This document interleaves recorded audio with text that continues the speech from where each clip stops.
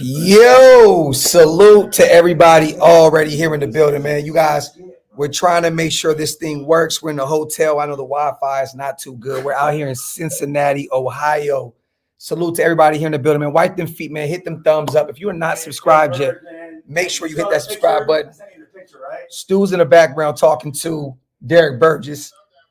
The conversation is absolutely hilarious. So Stu will be here very, very shortly, man.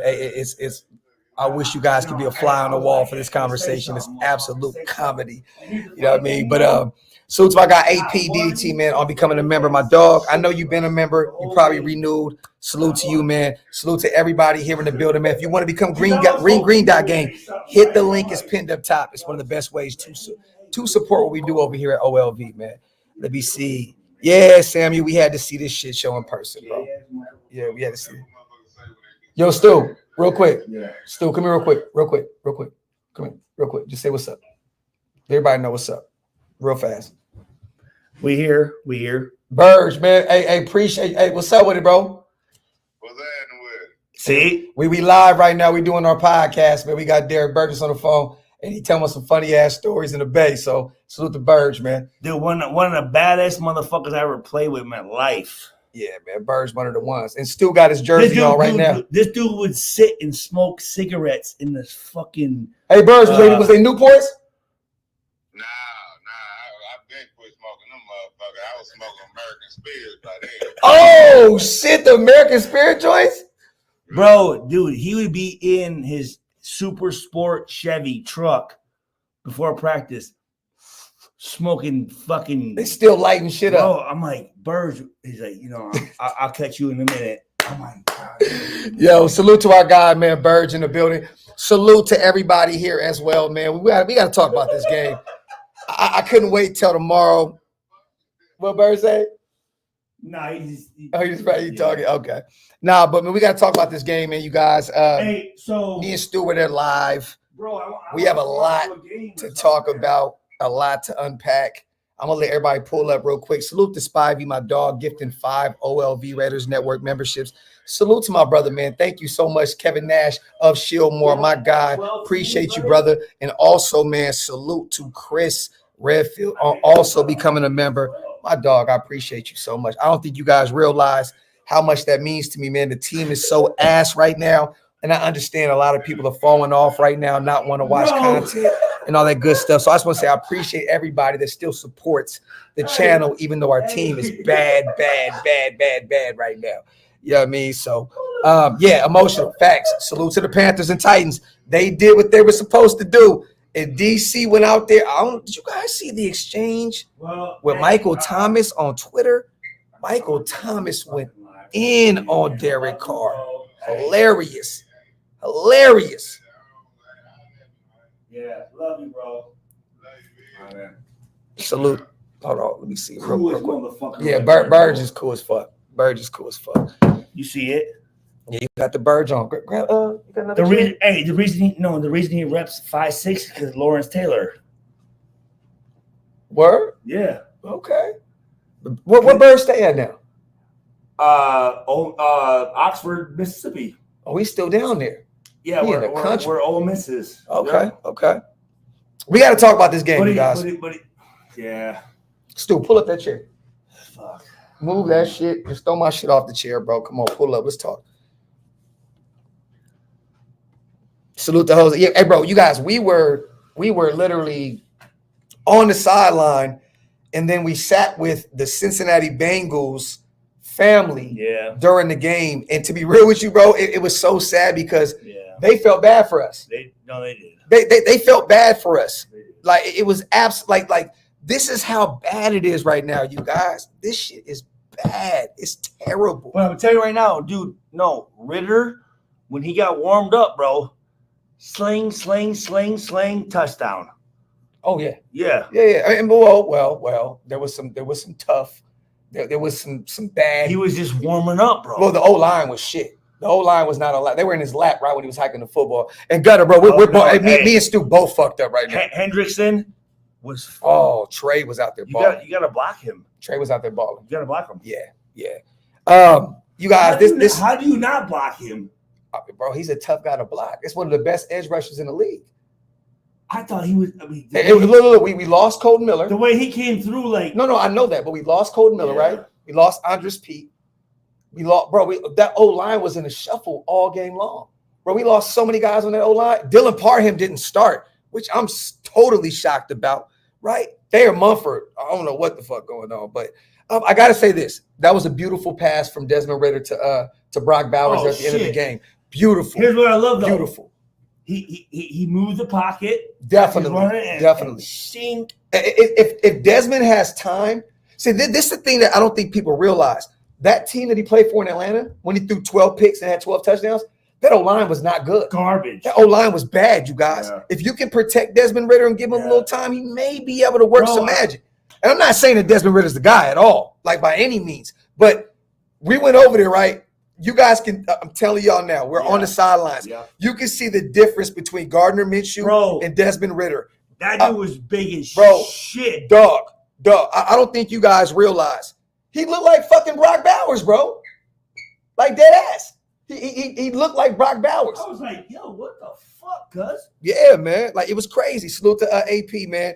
We, Raider Nation, is struggling like a mug, but we still represent. We always going to represent. You know what I mean, AP? It's tough, man. You know what I mean? But, you know, bro, look, we out here. We're understanding what's going on. I was telling you, Stu, and I tweeted this earlier. I don't know if y'all know. Well, some people were there at the game.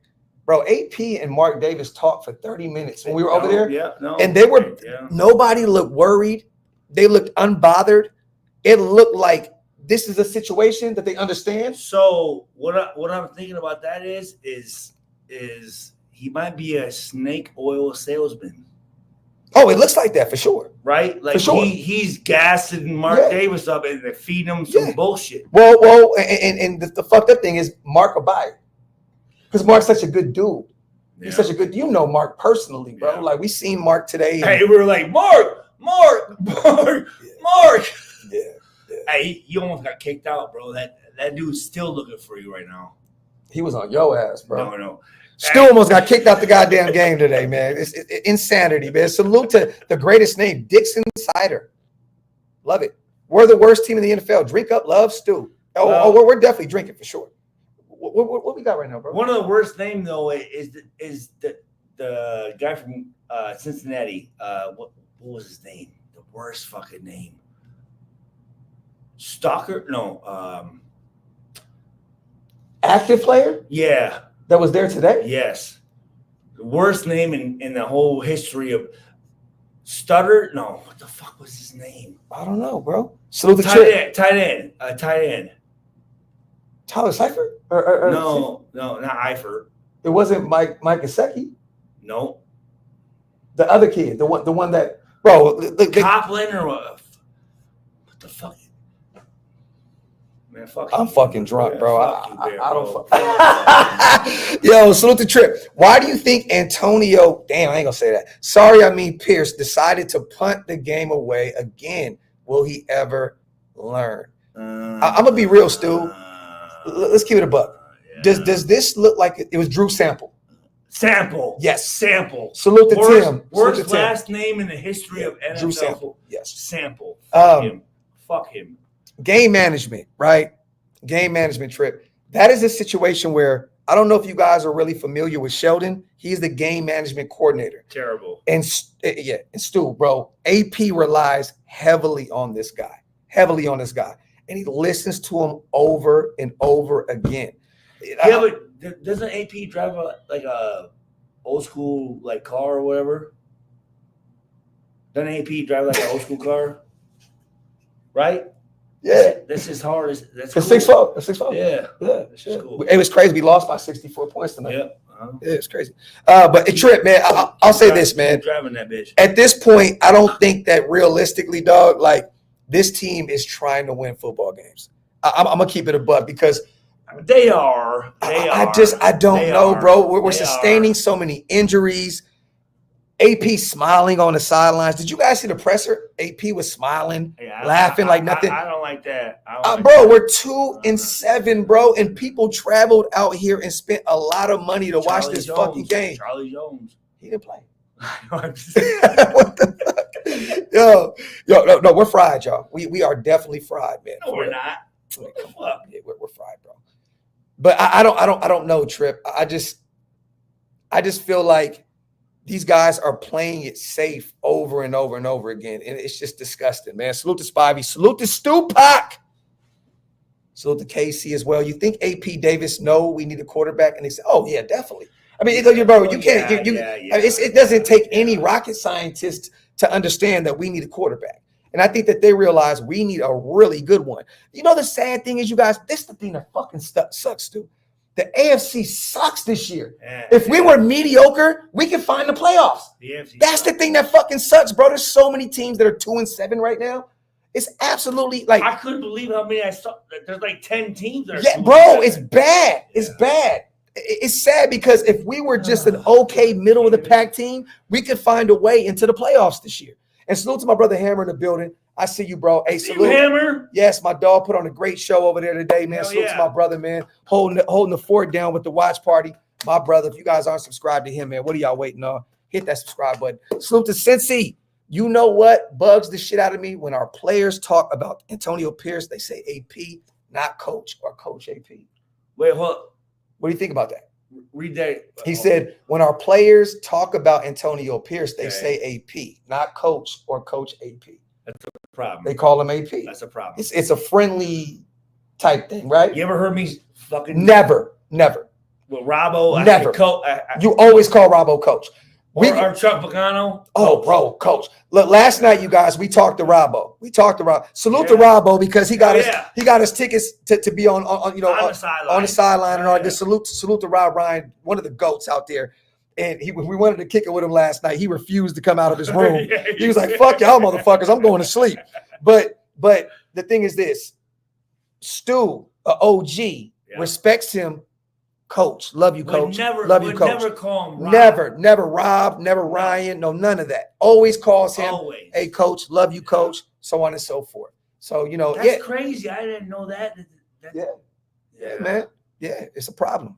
Hey, Samuel, and to be honest with you, man, Max did not have a good game at all today. Me and Stu talked about that at length today about him. And I don't want to talk shit about Max. No, bro, we would never talk shit about Max. But he didn't do nothing. Bro, you look at this stat sheet. Where is he? 3 total tackles, 1 solo, right? He had and a 15 yard. He had a tackle. He had a tackle for a loss, and he had a pass defense. A penalty. A 15-yard. That set us back. Max had a bad game. But guess what, you guys? The thing that fucking sucks is that defensive line is not helping him out. No. There was no pressure at all. Burrow was just rolling out, finding whatever fucking receiver off the street and feet. Bro, Jamar Chase didn't do shit today. Nothing. And they had like 4 touchdowns in the air. That's disgusting. Bro, they made Getsey look like an all-pro Hall of Famer. It's nasty work, bro. I mean, look at the stat sheet, bro. Burrow went 27 for 39. They had to pass the ball left and right. He had 5 touchdowns, bro. Getsey, his wife was looking at me, bro.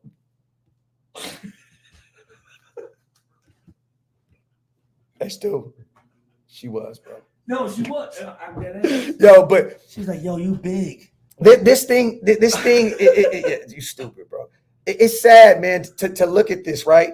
Like, bro, Burrow went 27 for 39. We were one of the better defenses against the pass in the league. That's only 50% though, bro. No, I understand that, but bro, and he only had 250 yards in the air, him. but he had 5 touchdowns, and the one pick was the Jack Jones pick 6. He had 5 Bro, 5 of them, and Getsey had 2, Chase Brown had 1, Drew Sample had 1, and the young kid out of Princeton had 1. Shit, we were by his parents, weren't we? Or his girl or whatever the fuck. Yep. Yeah. Fuck. It's nasty work, you guys. This was an absolutely disgusting display of football today. Nasty, nasty work. I mean, Stu, I know we here fucked up, bro, but like, give me an overall summary of how you felt about this game. We watched it, and mind you guys, Stu is a student of the game. Hold on real quick. We were down by like 30 at the end of the game, right? And Stu is still praising Trayvon Merrick for tackling. No, dead ass. Remember that Jack Jones tackle in that goal line situation where he took his legs out? Yeah. Stu is like, yes, like, because he wants to see these guys succeed, right? But how do you overall a summary of this game? Because it was absolutely disgusting. I mean, you look at Minshew, right? And I want to tell you guys, we got some intel early that Ritter was going to be the guy. And we were kind of counting it down. I don't know if you guys follow me on Twitter, but I put it up and said, look, it's almost Ritter season, you guys. It's almost that time. And we were on the sidelines talking to some people. Dude, I'm Team Ritter. You know that. Oh, no, I know. And to be real with you, bro, I can watch us fail with Ritter. What he do when he got warmed up, though? He ain't fucking yum. I mean, bro, honestly. Yum. Still, the thing is this. He was efficient. 11 for 16, 74 yards and a touchdown.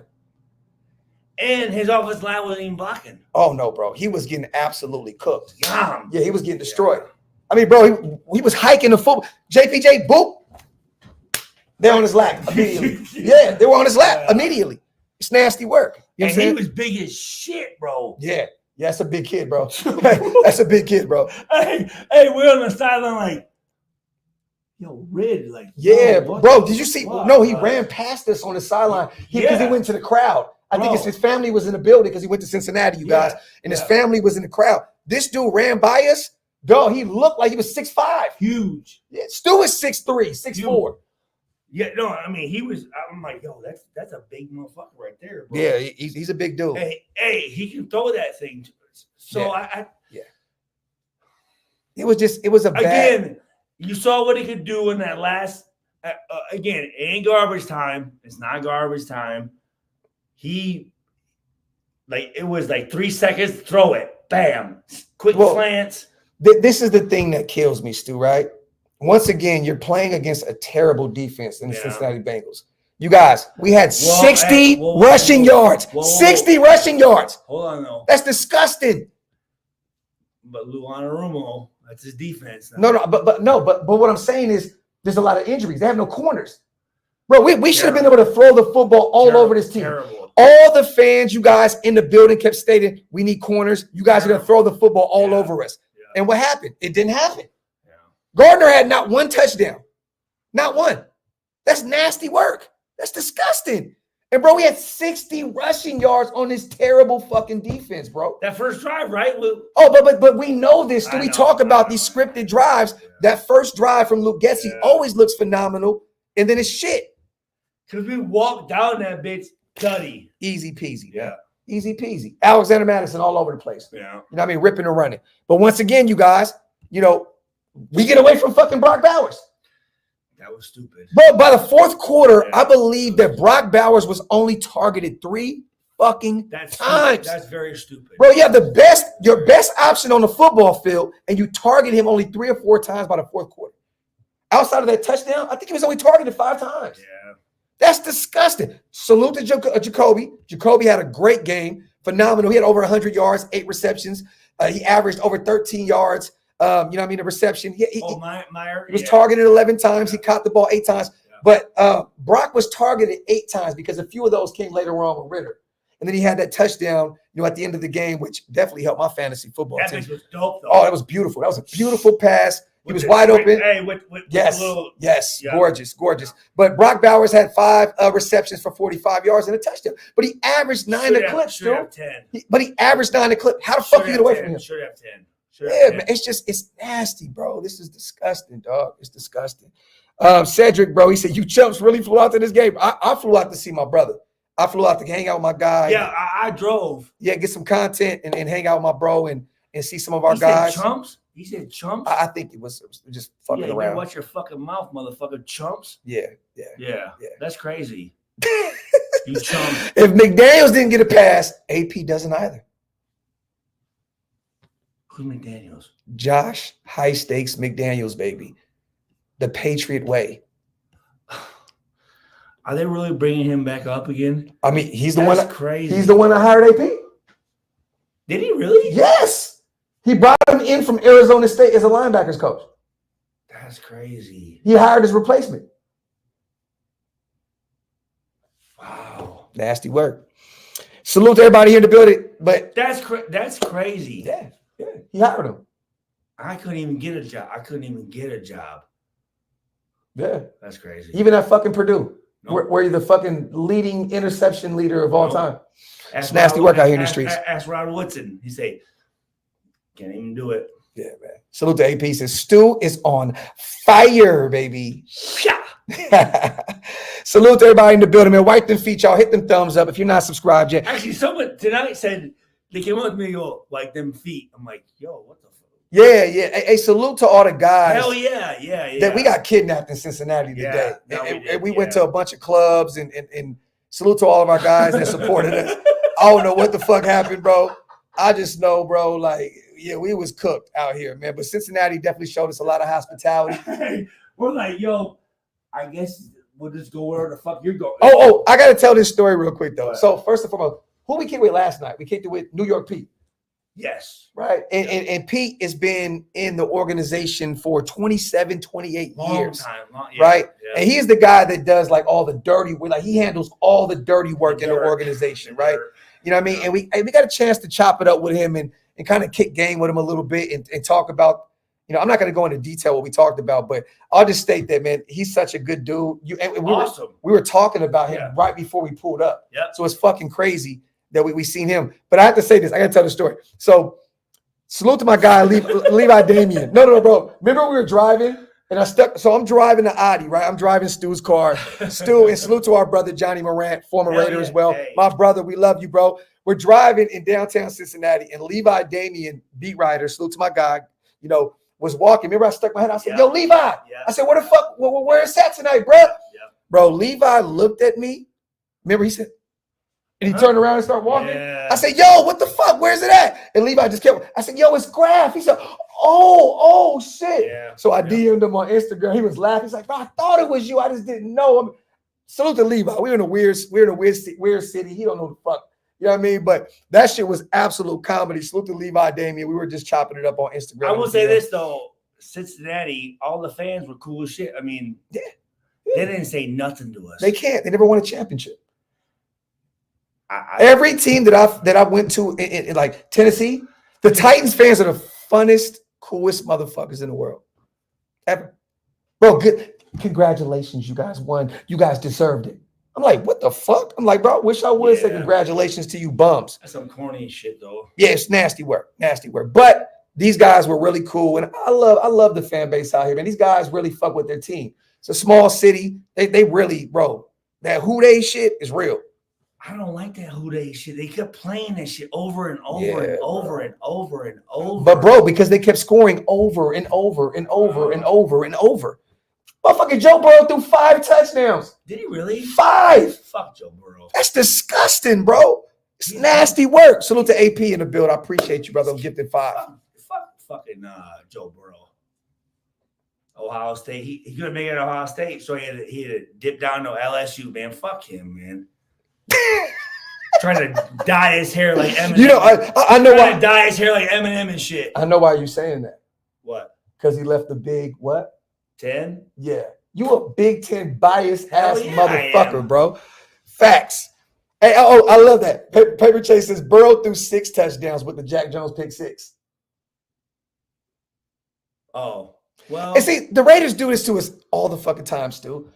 We're sitting there like, oh, we're on our way. Well, we're on our way. Well, like, we may have a. But still, though, I don't care how many touchdowns that fucking Joe Burrows threw. I don't like the dude. But why do you not like him, bro? I don't like his face. Because he look like Macaulay Culkin? You know Macaulay Culkin was Joe Burrow for Halloween, right? Are you serious? Dead ass, bro. That's gay as hell, man. Home Alone, bro. Facts. Sorry. Salute the dude. That's Graphk, did you know that in Madden 05, 06, or 07, don't remember which one, you chose the Raiders as your favorite team? Stu is on the background, I believe. Bro, no. Hey, do rush game in that Madden 05, bro. You can't get by me. You cannot get by me. Hey, Stu, remember I fucked you up in Techno Bowl? Yeah, shit. No, you Yeah, did not. shut up, bitch. You don't know what the fuck You you're didn't talking do shit. about. Salute the dude. No, hey, facts. Cock Bowers. Hey, Stu was really fire on Madden back in the day. I can't I hold was. No, Yeah, you was fast as fuck too, dude, bro. No, 93 speed, cuz. Yeah, facts. Yeah. Facts. Real shit. As a white dude, that's crazy. You were a fucking track star, bro. You were fucking Charles and shit, bro. Like, come on. Yo, salute. Yeah, Cock Bowers. Hell yeah, dude. Cider. That dude is crazy, bro. And you know what's so fucked up, you guys? I want to meet that dude, though, for real. So we get to the hotel last night, right? We get to What? No. I'm pissed because we get to the team hotel, right? We were at the Renaissance last night, hanging out, and I'm supposed to meet up with Dylan Lowby and Trey Taylor, right? My guys, my two rooks, my dogs. They've been on the show, and they'll be on next week for the it's the bye week, so they'll be on the show. But we get there a few minutes late. Curfew, 10 o'clock, right? Yeah. So they can't come down, right? And Dylan hits me like, yo, bro, I want to pull up on you. I just do not want to get in trouble. I said, Dylan, it's love, bro. He's fucking inactive. Him and Trey Taylor are inactive today. Garbage. Like, what the fuck are you doing? Like, what the fuck? Okay, so I'm gonna tell you this. Me and Gerard Cooper, when we go on road trips, we be out to like I don't know if I want to say that shit, but we would be out, bro. hey, and if a motherfucker were to call us, David, you're awesome, bro. And if a Appreciate motherfucker were to call us and say, hey, come dip out and say what's up, we'll be down there like, yo, what a yeah. Hey, can I say one thing? Nope. No. I want to say one thing because you can't. No, because you got the Burge on, right? Look. I want to. Can I say one thing that Burge said on the phone? I just want to say one thing, you guys.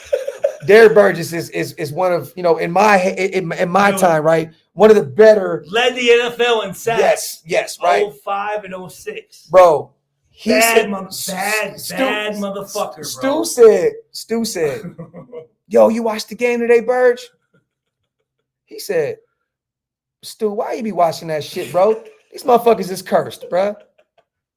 This is a Raider alumni, bro. A guy that the Raiders changed his life. Bro, he said, why are you watching that shit? Because it sounded like it was bad for your health, Stu. He was like, why the fuck are you doing this to yourself? He said, we cursed. Yeah. Bro, I said, Burge, that's how you feel? He was like, bro. What'd he say? Yeah. He doubled down. I know he did. He fucking tripled down, actually. He was like, yo, this franchise is cursed. I'm telling you this right now. Derek Burgess is one of the baddest motherfuckers you could be. So here's one of the best stories about Derek Burgess. I love it, Jason. 16.5 right there. Whole season set. Yeah. I thought Greg Townsend had it at like 17.5. I remember Burge had it at one point. Well, no, so Burgess led the league in sacks in 2 years. I don't know like what his shit is with the Raiders. Okay. You know what I'm saying? Okay. But shit, what was I about to say? Bro, I don't I had a fucking good know. story. We're talking about Burge. Man. Oh, so wait. Yo, while Stu gets his thoughts together, wipe them feet, y'all. Hit that subscribe button if you're not subscribed yet. We are live from Cincinnati, Ohio. Me and Stu were at the game. We watched every single snap. Oh, and I have to say this, Stu. I tweeted this out, and I want your opinion on this, my brother. Right. So, right, I'm sitting there, and I'm like, I'm so sick of everybody beating Gardner Mitchell all the time about not finding open receivers, right? Oh, yeah. I seen this shit live and live in color, you guys. There was receivers open left and right. Jacoby, Brock Bowers, Turner, Tucker. This guy was not going through his progressions. Hey. Oh, did y'all see that? Originally, when the game started, Minshew did this pretty much the first two drives. Yeah, like the first two drives. Like Stu was like, did this motherfucker not stretch? What the fuck? Right? Yeah, we're like, what the fuck is going on? He kept doing this shit the whole first quarter. And we're like, what the fuck is going on with him? And then I told you, I said, my guy told me that Ritter's going to be the guy here in a second. And then Ritter came in later on. They should have put him in earlier. Earlier, definitely. But, bro, he was doing this shit. It looked like he had a fucking torn rotator cuff or some shit. And then he's like doing like fucking like, yo, bro, you didn't warm up before the game? What the fuck? Alex, but he was doing that when the game started. Stu looks like Einstein on Crown Royal. This motherfucker. Where's the Crown Royal at? You guys? It's right there. Oh, we got to take some shots, man. Come on. We having some fun tonight, you guys. We are in Cincinnati. It's the last night that I have with my big bro. Hey, and where we at? In the hotel room. In the hotel room. Yeah, we ain't fucking with that shit. After we just left like 6 clubs. Yeah. Not fun. Yeah. To be honest with you, it wasn't fun at all. We got that Crown Vanilla. We got Bud Lights, you guys. And we got a shit ton of Adderall. We got the Fiji. Yeah, we got the Fiji and all that good shit. So we're having some fun tonight, you guys. Pull up, man. Express your thoughts about how you feel about this team. Club, though. Oh, we definitely are. Bro, hey, you know what's funny? Stu was having so much fun early on, and Stu just got up and walked out. And I said, oh, it's time to go. We got to go. It's time to go. Yeah, it's time to go. Yeah. We jumped in the Audi and got the fuck out of there. Get the fuck, yeah. I mean, and there was some yingers. Fucking stupid. Salute to AP, my dog. Appreciate you, brother. AP, man. Stu, I mean, come on, man. Stu's my guy, man. Yeah. Stu always has fun. Salute to our guy, East Coast Gridiron in the building as well, man. My dog. As always, we appreciate you, brother, for being here. Burgess is the record holder for sacks with 16 for the Raiders franchise. No shit. Oh, so I didn't know that. I thought it was Greg Townsend. I swear to God, I thought it was 17, like 17 and a half. But everybody's saying the same shit. So, you know, I guess I don't know nothing about nothing. So every Monday, me and Derek Burgess would drink a case of Coors Light at his house and like watch the fucking Monday highlights or whatever, smashing them. Bud Lights? Coors Light. I used to drink Coors Light back then. The Rocky Mountains, huh? Dude, Derek's the only guy that ever came to my, I mean, as far as NFL players, came to my wedding. Oh, you did say that. Drinking Jamaican. The Jamaican rum? No, the little beers. Them shits is good. The red stripe. Red stripe. Yeah. So, Cyrus says, Stu, how much did you bench in your prime? So the most I ever benched was 320. Oh shit, for real? Yeah. You can't do that shit now, huh? Hell, why would I want to? I squatted, 495 and deadlifted like there you go. Townsend it has the franchise sack record. Okay. There you go. But I mean, honestly, like Stu, watching this game, I know we're all fucked up. We're on the road and shit, but I want to ask you, like 41-24, bro. It was like we got absolutely destroyed, bro. Bro, they had Charlie Jones. He didn't play, motherfucker. Bro, they had I know, but just Charlie Jones. But look at this. This is Charlie Jones. This is the team, right? That dude's a cornball. That they would have Zach Moss out. They're starting running back with doubtful with a neck injury, right? Doesn't play. They have Chase Brown who carries the football. Terrible. Bro, Brown ran 27. He had 27 carries. He had 120 yards. He averaged 4.4 clips. He had no tutties. But I'm lying. He had one in the air. He didn't have one on the ground. But bro, the Raiders always find a way Dude's from Canada, bro. Yes, he's from what part of Canada we was talking about? Ontario. Yeah. Yeah, bro. My wife's from. Yeah. That's crazy. Yeah, bro. Ain't no good player. I mean, well. Hey, Locks, I'm gonna be real with you, bro. Who wouldn't be? But you know, I mean, Max is Crosby clearly he's fed up. He's not getting any help. He said today, I don't know if you've seen the presser, but he basically said, like, bro, I'm sick of this shit. We lost 5 in a row. You know what I mean? Like, we got to figure this shit out. You can't say that though. No, but he didn't say sick of this shit in a sense of like Oh, like you know what, bro? Yeah. That's the wrong words. Okay. This is exactly what it said. All right, right here. I'm gonna bring it up, bro. I'm gonna bring the exact quote. It fucking sucks to lose 5 in a row, right? Gay though, right? And he told to Sean Reed, right, of the Athletic, right? He told that's it. That's it. Right. That was it. So it fucking sucks to lose 5 in a row. All right. I mean, that's all right to say that. Yeah.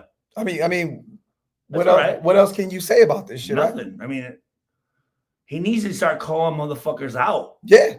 To be honest with you, I think he has been though, right?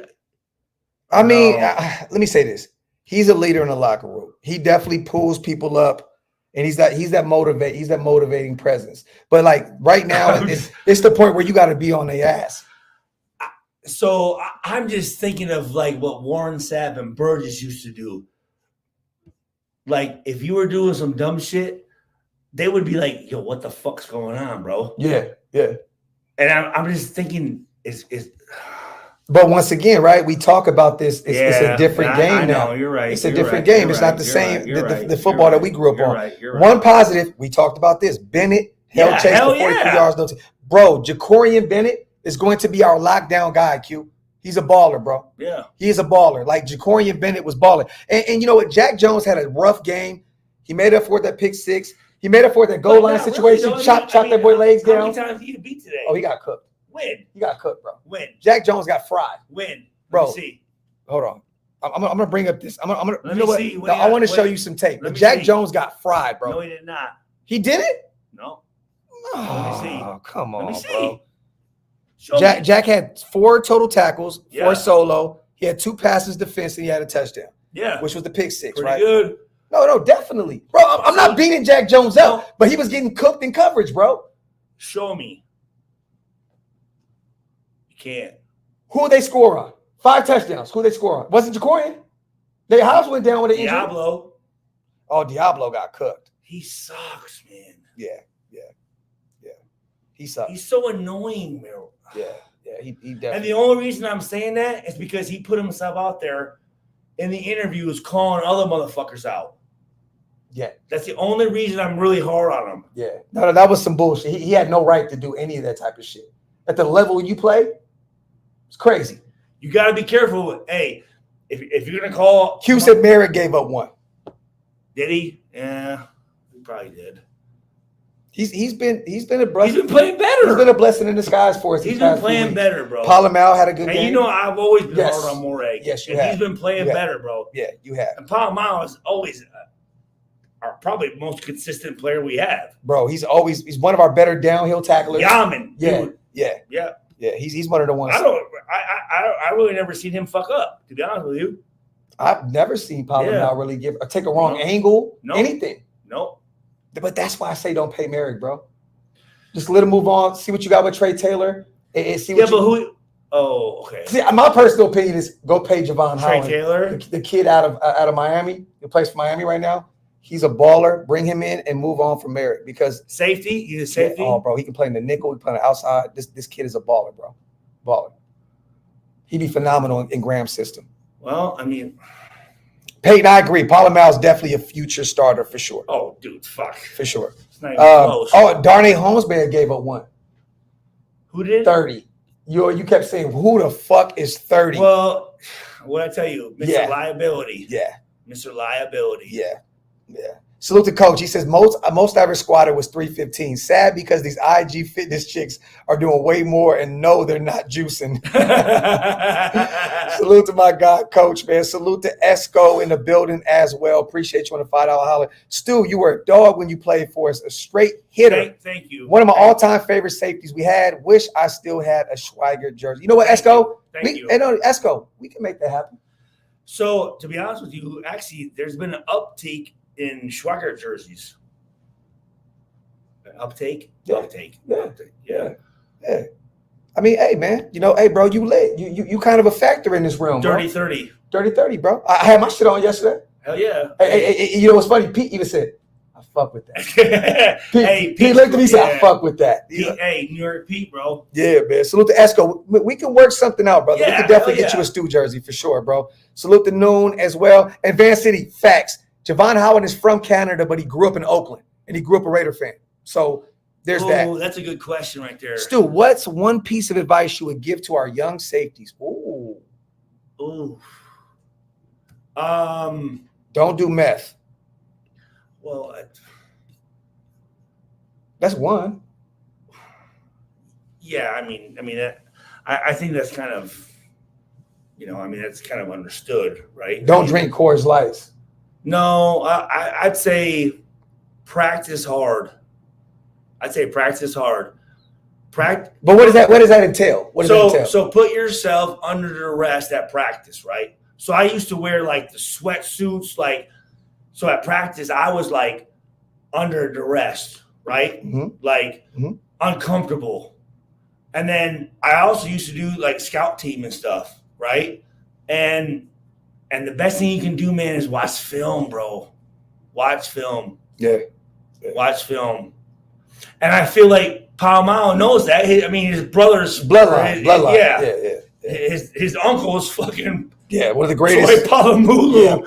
Yeah. Come on. One of the greatest fucking defenders of all time. So I would just say this. I would say practice hard and just work watch film, man.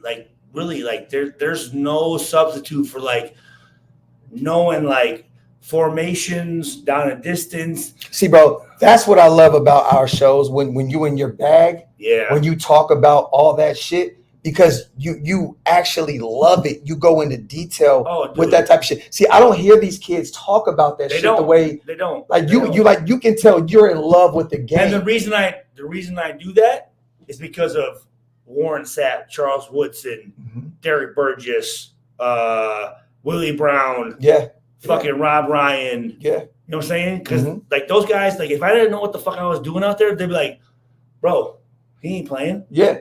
Get him out here. You're just killing grass. Just killing grass. Salute to 93, man. I'm done with this whole coaching staff. PG can beat it too. I'm going to be real, man. The defense has definitely took a step down. The defense looked bad today. I can name at least 5 NCAA teams that can go into Allegiant and beat the Raiders. No way. Hell, maybe IU can beat them over this year. Don't say IU. Are you shitting me, motherfucker? Nah, man. IU. I know why you're feeling like that, and I understand your frustrations, bro. But that's not what it is. If you were if there was a player in 2024 Stu can compare to, question. Palomino. Yeah. Big body. Yep. Can come down in the box, can lay a motherfucking helmet down. Coming down from 22 yards deep. Yeah. No, I think it'd be Palomino. Yeah, hell yeah. No. That's a good, yeah. Yeah. He's a beast, man. The dude's good, bro. And he's actually good in coverage, too. Yeah. Yeah, real talk. But, hey, Sider got some great questions tonight, man. Salute to you, bro. Yeah. Devon says, man, we need to clean house the whole coaching staff next year. I think a lot of these guys are prepared to already move on. And I don't know if you guys seen this, but there was a report that just came out about Luke Getsey probably being on the outs here. The offensive coordinator, AP at some point has to find an scapegoat, right? You can only get rid of so many people, right? Yes. Yeah. And the thing is this, you guys, right? The thing that fucking sucks is we're dealing with so many injuries. Hobbs goes down today with an ankle injury. We pretty much lose our whole offensive line. Wilkins out for the season. Malcolm Kuntz gone. Marcus Epps, which people don't realize. I said this a million shows. He is the communicator on the back of the defense. Bro, as a safety, a former safety, what it means to be the communicator on the back end of the defense. So like this defense does not look the same anymore because of all the injuries that were sustained. And bro, there was no pressure today, dog. None. Zero. I was getting so fucking frustrated by the end when they started blitzing Morag. Yeah. And that's one thing, dude. Grandma dial up some weird shit and send Spill, send Divine, send Mary. Why are you waiting on it? Yeah. I get it, bro. I get it. Salute to Raleigh. I love him. I think JPJ is going to be an all-pro at center. All-pro. Fucking beast. Oh, he's a monster, bro. Especially, in the ground game, eventually he's going to be one of them ones. Dominic Raiola Jr. Ooh, I like that. Ass. I like that. I'm telling you. A lot of people compare him to Richie Incognito. A guy that can play all across the line. I don't really know Cognito. I know he was a racist, right? He was, wasn't he racist?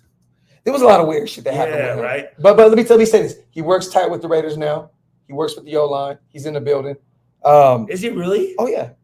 There was some weird shit that happened. I'd like to slap the shit out of him, to be honest with you. I would love to see Stu. Bro, I would love to see you guys in the I'll elevator. smoke the fuck out Chunking of him. I told you the story about him? Uh-uh. When he sent me a video on Instagram. What'd he He say? was snoring for 10 minutes. He was snoring, bro, and then he unfollowed me. He I felt like he was literally asleep in my DM, bro. don't like him. I'm saying Donovan Raiola. Remember the setup for the Lions? Yes. I'm telling you, hey, Rob Ryan would always say this when we played the Lions: don't stand by that pile, because that motherfucker was trying to. And you saw, I had the video right where fucking Yeah. Yum. Yep. He said he looked like Superman. Facts. Yeah. Straight up. Salute. Palomal's the real deal for real, Spivey. He is. Hey, East Coast, where you at, bro? You want to pull up? I want your opinion on Desmond Ridder. If you have any type of intel or any type of thoughts on Desmond Ridder, pull up. I want you to pull up and have some conversation with us real quick. Salute to Nav. I think JPJ is a top 2 center in the NFL now. That's a stretch. He's only the second game.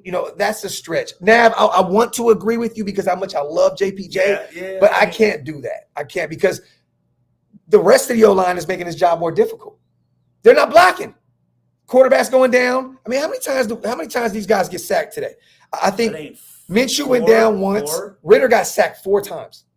So we got sacked 5 times. Sacks, fumbles. What was that? What happened on that one play where that fumble? We turned our heads. So, okay, you guys, please tell me what happened in that play where Jacoby was in the backfield and we fumbled the football and Cincinnati recovered. We didn't see the play. Yeah, we turned our head. We were looking at something, bro, and we turned around. We're like, what the fuck just happened? I know what we were looking at. Oh, yeah. That shit was crazy. That bitch was bad. Yeah, man. It's nasty work out here in these streets, man. You know what I'm saying? Salute to Mike Gesicki's girlfriend or wife or whoever the fuck it was. Shit, she thinks she's his wife. Man, fuck him. I don't like him, man. Fuck that. East Coast, check your IG, brother. He's doing the fucking what's that dance? The fucking some kid shit. Fuck that. It's okay. So Turner fumble. Okay, so was it a jet sweep? Yeah, what happened? What was it? A jet sweep? What was it? Because we missed it. So he said Turner fumbled the football. It was a bad handoff by Minshew, and I think that was pretty much what wrapped him up. That bitch was like bounced way the fuck back. Yeah, facts. Let me see. Minshew. That's the consistent common denominator. This the thing, Chuck. This the thing, right? Yeah. Is you're dealing with an offensive line that you're just kind of like trying to put together. You have Jordan Meredith out there, Cody Whitehair. Like this was a really weird makeshift type O-line. So I know that Mumford looked good at left tackle last year. But once again, Carmen Brasillo was the guy, and it wasn't Joe Philbin and James Craig. So, I'm gonna be real, man. Mumford has not looked good this year. He's regressed. He's definitely regressed. So I agree with you, Chuck. Yeah. I agree with you, brother. Yeah. I definitely do, man. Salute to Jose, man, on the $5 holla. I honestly don't see us getting Ben Johnson next year since AP would need to be fired. No reason to leave. Ben Johnson? The coordinator for Detroit that I always talk about. Okay. Yeah. They called it incomplete. Even I thought that was no, bro. They recovered the ball. I could have swore that Cincinnati got the ball back. Yeah. And they went down and scored. Yeah. Let me see. Matthew says the Raiders not even worth talking on. God bless you, Graphk and Stu. but it's the thing, Jose. If we have a top 5 pick, and I'm rooting for Detroit to win the Super Bowl because Ben Johnson's gonna move on. He'll move on. Give him a Super Bowl. Detroit, that city deserves it. That fan base deserves it. Get that ring. Detroit, go win that shit. Ben Johnson can move on and have a top 5, top 3 pick. Go get his quarterback. You have Max Crosby. You have Brock Bowers. You have so many beasts. Yes. Ballers. Yes. Bro. You know what I mean? So a young ass team with a lot of potential, man. Yeah, man. Salute to Alexis as well on a $5 special. I appreciate you so much, family. Real talk. A Raider fan, I agree. I think that Ben Johnson's the Lions coach. Campbell's just Campbell is the AP. But he's the one that keeps it together. He's the glue. He's the glue. But Dan Campbell's had jobs in the NFL before, Stu. No, but as tight ends coach, all kind of shit. But as a head coach, your job is to manage your fucking coaches. Definitely. So Definitely. And to be real with you, I can't give Ben Johnson all the credit. Dan Campbell has definitely helped him. Yeah, definitely. Antoine Randall, quarterback coach, fuck him. He sucks. You didn't like him when he played, bro. I picked his ass off twice. There you go. Fuck him.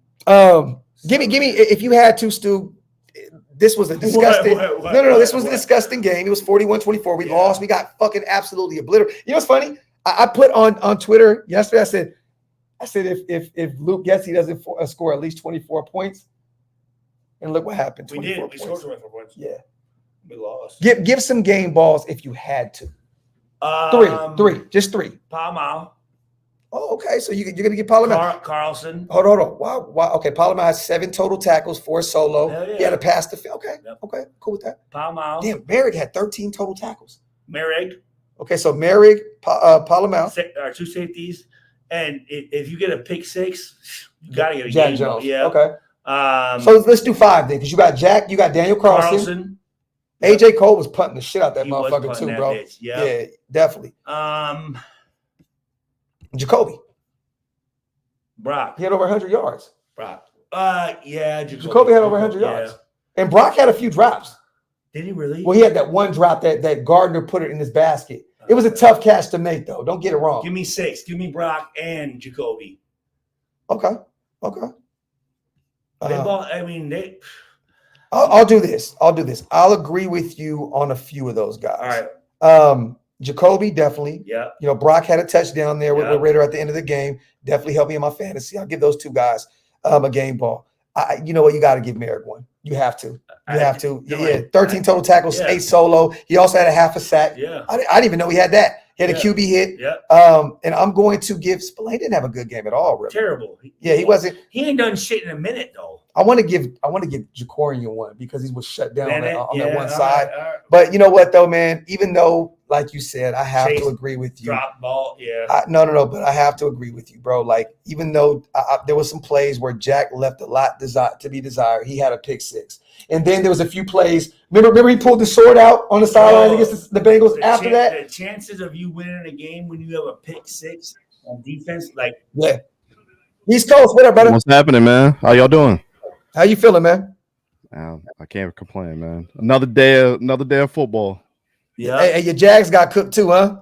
I already told y'all they was gonna suck. So what happened with the quarterback? He ain't doing shit. Oh, Trevor Lawrence? Yeah. Man. Trevor Lawrence does this thing at the end of games for how much he's getting paid. Where I even told my wife, I'm sitting on the couch, I'm like, every time this dude plays the Eagles, he either fumbles or throws an interception, and he threw an interception.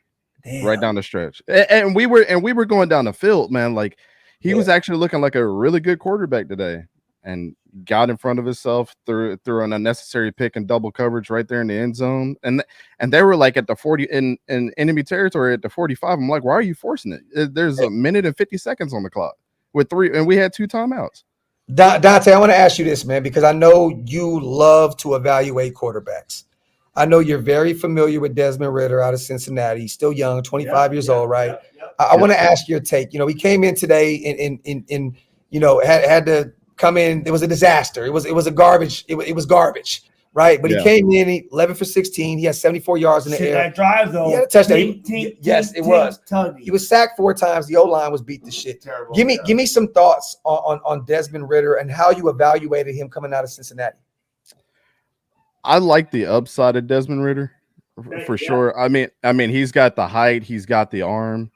I think with my evaluation, if I'm thinking about it, that was what the 2021-2022 draft. Yes. Yep. He went to Atlanta, I believe, in the 3rd round. Yeah, it was something like that. But everybody across the board, my evaluation, and a couple other guys, are that he just was real vanilla, right? I mean. Mm-hmm. Yes. Mike Denbrook, who you're familiar with, he's the OC down there in Notre Dame right now. He likes to run up tempo. Him and Luke Fickell, they like to run 11 personnel. Mm-hmm. So him coming over to the Raiders is a little different because y'all running a lot of 12, right? But you know, they didn't. When you get to the NFL, that whole tempo thing that you're doing in college, it doesn't really translate over, right? Dudes are too athletic. Dudes catch on way too quick to game plans. I think where he struggled a lot in college is, of course, he had Trey Tucker. He was eating up the middle of the field there. He had Tyler Scott, who was eating up the outsides. And then I believe Jerome Ford was his running back. Those are the guys we're thinking about from Cincinnati, right? Yes. Ford was there, I believe, for one. I think he was there 1 year with Desmond Ridder. But that was the 13-0 season that they had when they played Alabama and got their shit. Ball that year. Ford was cooking that year. Yeah, and when they played Alabama, of course, you saw the deficiencies in that up-tempo stuff, right? The linebackers are just going to, stack the box. Weak side linebackers are going to eat up the tight end the whole game, stuff like that. That's what was happening with Desmond Ridder is that middle of the field that he was so used to in the group of five schools, like being open, just wasn't there. And and I mean, Stu, you know this, like you can't run 11 personnel because the middle of the field is what eats. That's where all the production comes from, that scheme and up tempo. So you're right. Yeah. So I think with Desmond Ridder, what I really tried to evaluate is, just like everywhere, like I like to break the field up in 6 quadrants, within that 5 to 10 yard range, you got your 3 spots there and then downfield. Mm-hmm. What do your percentages look like from left to right during that aspect? And one of the things that we had noticed was that he really favors one side, and this was kind of like my knock on Bijan Robinson. I know we're talking about quarterbacks, but just kind of give you an example. No, you're not lying, bro. I'm so devastated by him not being a guy I thought he was going to be at the NFL level. Like it absolutely, like I thought he was going to be the next big guy at the running back position. A lot of people did, and I actually had him number 5 on my board, and a lot of people are like, "You're crazy, he's generational." But I was like, I need this. This is what I've noticed out of Bijan. He didn't have. Okay.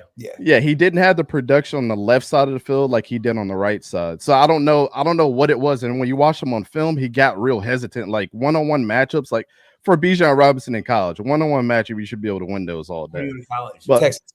Okay. Yeah, Texas. Yeah, he was a beast. But monster, bro. Yeah, I see the same thing like kind of out of Desmond Ridder, right? And in the NFL, you got to be able to throw it in any spot that's open. Your chances of success are this tiny. No, he's right. But get Dante. The thing was this, right? I actually watched him go through his progressions today, and he already had defenders in his lap. Yeah, he would go. I got to watch it tomorrow. Or at tops, his third read, bing, already on the ground, already on the ground. So I felt for him because he was really analyzing the field. He was really looking and just smack cooked. Yeah, he was one of those dudes that like honestly had the full package of what you look for in a quarterback. But here's what I hate that happened for him. Michael Penix Jr. is about to get the treatment that Desmond Ridder should have got, right? And my comparison to a guy like the Desmond Ridder and Michael Penix, not saying that they're the same too, but like you get to learn behind a guy like Kirk Cousins that is like last of a dying breed. We all know it, right? Like the Aaron Rodgers. Two-way quarterbacks are what's hot right now. But Kirk Cousins is like the last of a dying breed of stand in the pocket and let that thing rip, right?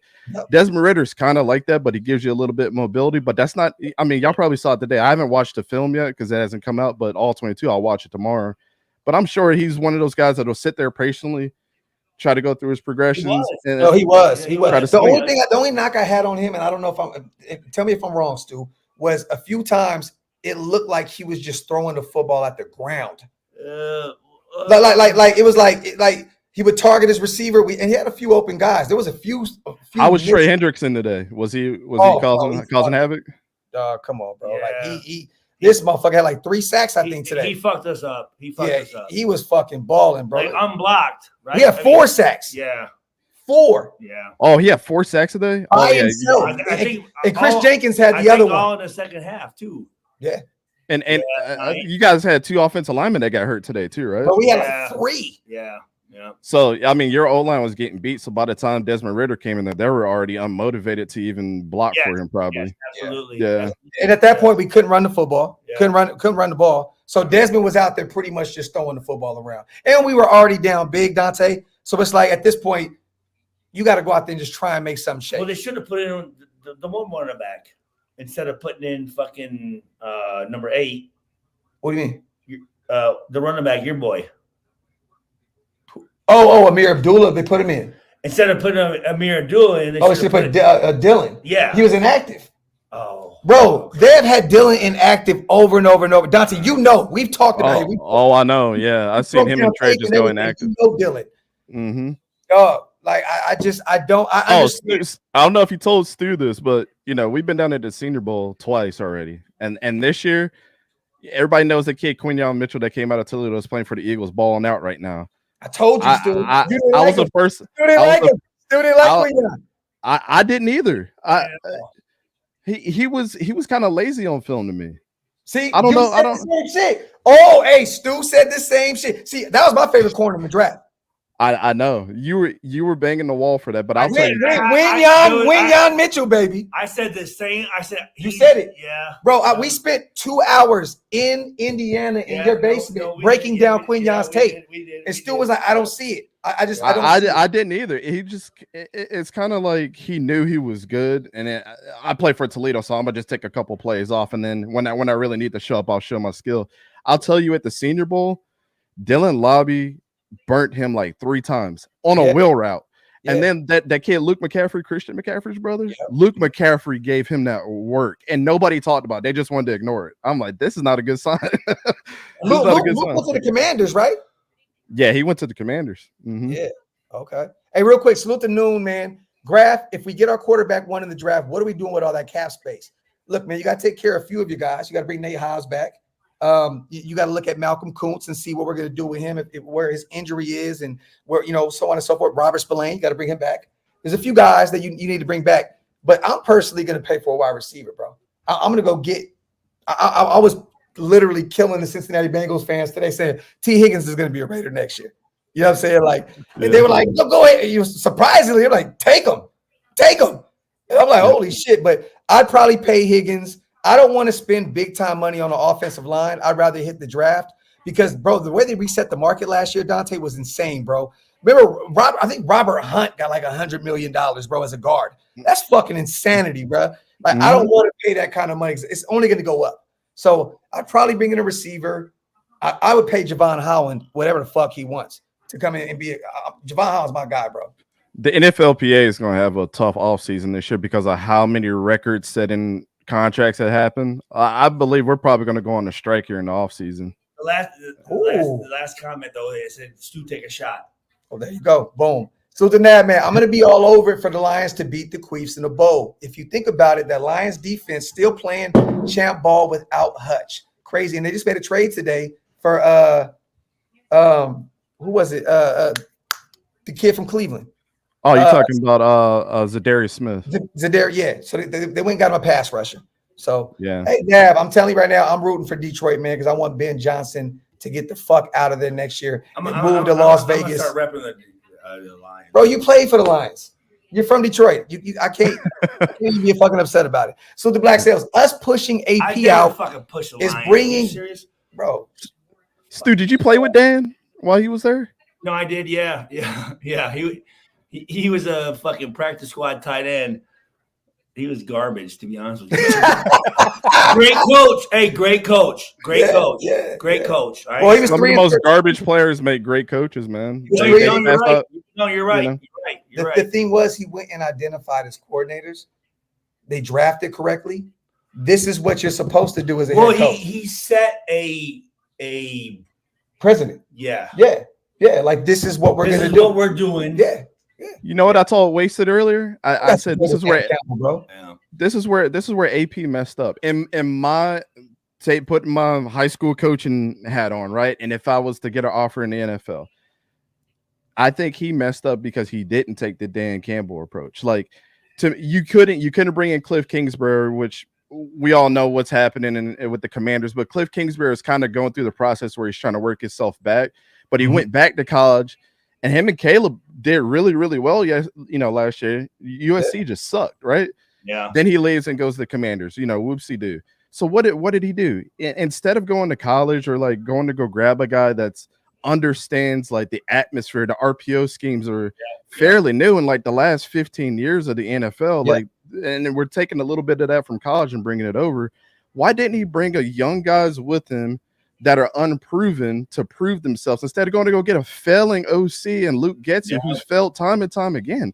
Like to me, that right there is bad on itself. They keep recycling these motherfuckers. Well, the problem is this, bro. Is you kept trying to sell these guys on the idea of what you were doing. We're going to bring in a bridge quarterback, Cliff Kingsbury. I don't want nothing to do with that. I'll go to the Commanders with Dan Quinn, who's been in the Super Bowl, who's put great defenses out there with the Cowboys, Falcons, so on and so forth. I'm gonna go over there and get my quarterback, bro. You couldn't sell Cliff King. All that shit again. I'm gonna say this for the last time. All that third year on his deal, and that's why he left. It had nothing to do with that, bro. He was not buying into Gardner Minshew being the guy, and no, he's not putting his name on the line, getting back into the NFL to do that shit. You know what I mean? Like, come on, bro. You'd be fucking stupid to do that shit. I wouldn't do it. You know what I'm saying? And Black Sales, you know I love you, bro. You saying pushing AP out is bringing Bill Belichick in. Look, dog, I'm gonna be real with you. I do not want Bill Belichick, but I'll tell you right now, I'd rather have Bill Belichick than AP. A motherfucker that's won multiple championships, a motherfucker that's a great defensive mind. I would rather have him in the building all day, every day over AP. And I don't give a fuck about that Patriot way shit and all the other stuff. I don't care. That man is a proven winner. And Tom Brady's in the building. He's never won without Tom. Tom's in the building. Yeah. Man, this is bad. No, hey, he got a little his work. girlfriend. That is bad. Yeah, he got a little bad one. I don't know the history of the Raiders like you guys do up to this point, but from before AP got hired, so like let me add some context to what I'm about to ask. Ben Johnson worked his way up on the Lions, right? He was a quality control coach to a tight ends coach, I believe, to a passing game coordinator, and now he's the offensive coordinator, right? What happened to those guys that were there before that AP could have promoted? Did they leave or are they still there? I mean, I don't know your coaching staff. That's a good question. Say it again. Say it again. Say it again. My bad. So, like Ben Johnson, he worked a lot of alcohol today, Dante. No, you good. So like Ben, go ahead. Ben Johnson worked his way up, right? And Dan Campbell promoted him to OC. What happened to the guys that were there when AP got hired? Did they just disappear, or are they still there? We got rid of them. Bo Hardegrie's gone. So you guys could have promoted people within, and then just decided to bring other people in. Was let go, and then that's bad, man. We still had Scott Turner, which I thought was going to take over the reins on the offensive side of the ball last year, but they didn't. They chose Bo Hardegree, and now Scott Turner is still here with the Raiders, but I don't even know what the fuck what his job is at this point. You know what I'm saying? He's definitely helping on the offensive side of the ball, but like realistically, bro, I truly don't even have a definitive answer for that. That's what's so sad because we moved on from Bo Hardegree. We moved on from our running backs coach, Palomar, who went to Seattle, and they're running the football effectively. We brought in Cadillac Williams. He went to Seattle. We brought Cadillac Williams in, and I think that Are you serious? Bro, he's our running backs coach. Yes. Bro, and for name's sake, and the running back, the run game is terrible. So he sucked as a running back. Cadillac Williams did. In the NFL, yeah. At Auburn, he was good, but he also had the. You're right. In Tampa Bay, you're right. No, he had a couple thousand yards rushing years, right? I'm telling you right now. Hold on. His other running back that he had at Auburn, I forget his name, but there were double-headed monsters. The Dolphins. I told you he's a Ronnie something. Ronnie Brown. I'm telling you this right now, bro. Stu said that was one of the toughest players to play against ever. That motherfucker was a beast, bro. Who, Ronnie Brown? Ronnie Brown was a tough mother. You guys are right. Outside of 2005, he almost had 1,200 yards rushing. And after that, 200. Gone. Oh, let me see. 700, 200, 208. Oh, yeah. Damn, bro. Yeah, wow. He was a letdown. He was a rookie of the year, though, in 2005. He was. We had the same agent, actually. Oh, okay. Ronnie Brown was a bad mother. Ronnie had a better career. That bitch would fucking lay you on your back, bro. Hey, real quick, bro. I'm gonna give this one to you. Salute to my guy Rosetown. Ward or Sanders for the Raiders? I don't like Cam Ward. For me, I remember the kid that committed to Incarnate Word, and I forget what quarterback came in and trumped him, but the dude is not good now. Then he went to Washington State, disappears in the middle of the seasons, and now he's at Miami. Is he a junior? Who? Cam Ward? Or is he a senior?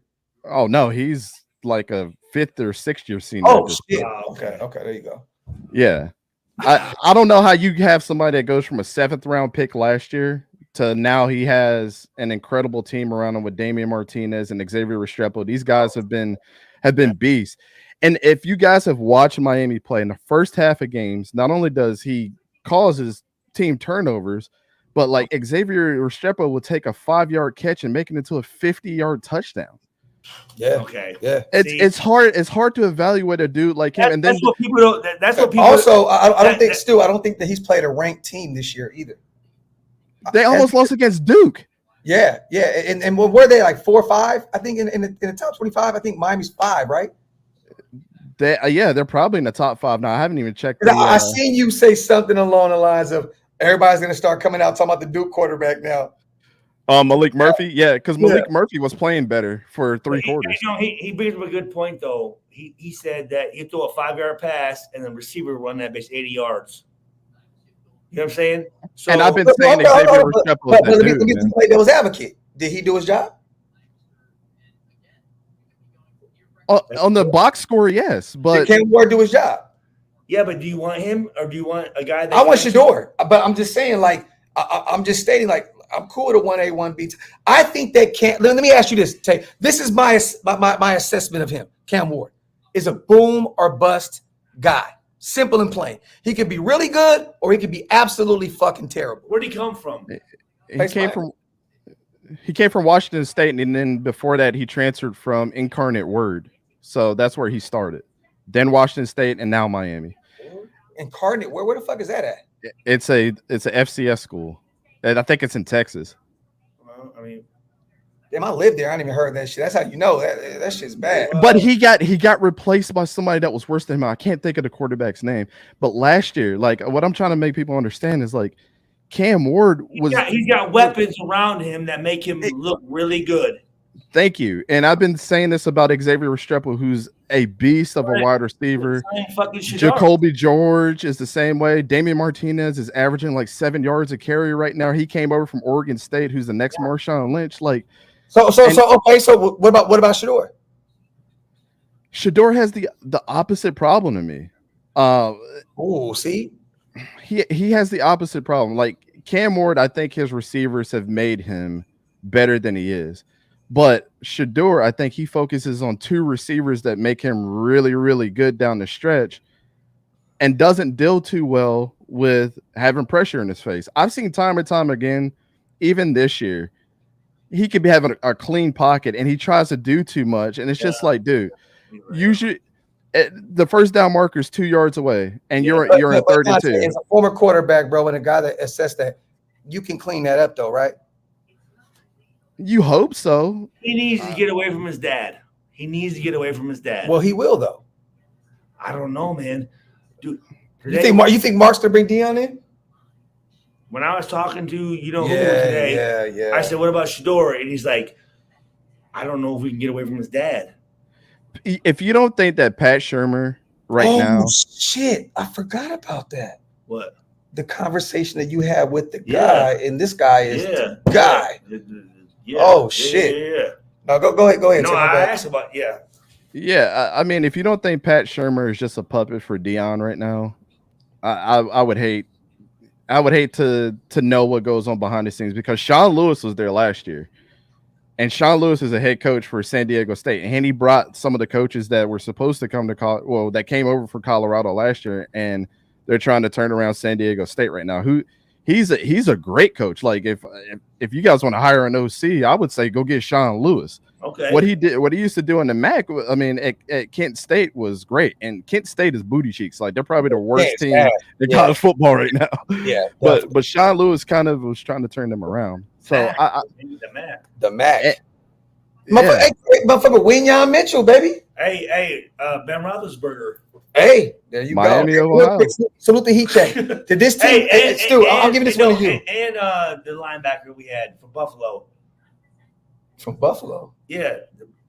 Khalil Mack. Yeah, Khalil Mack. Heat check says, did this team look as bad in person as they did on TV? Someone's got to get fired during the bye week.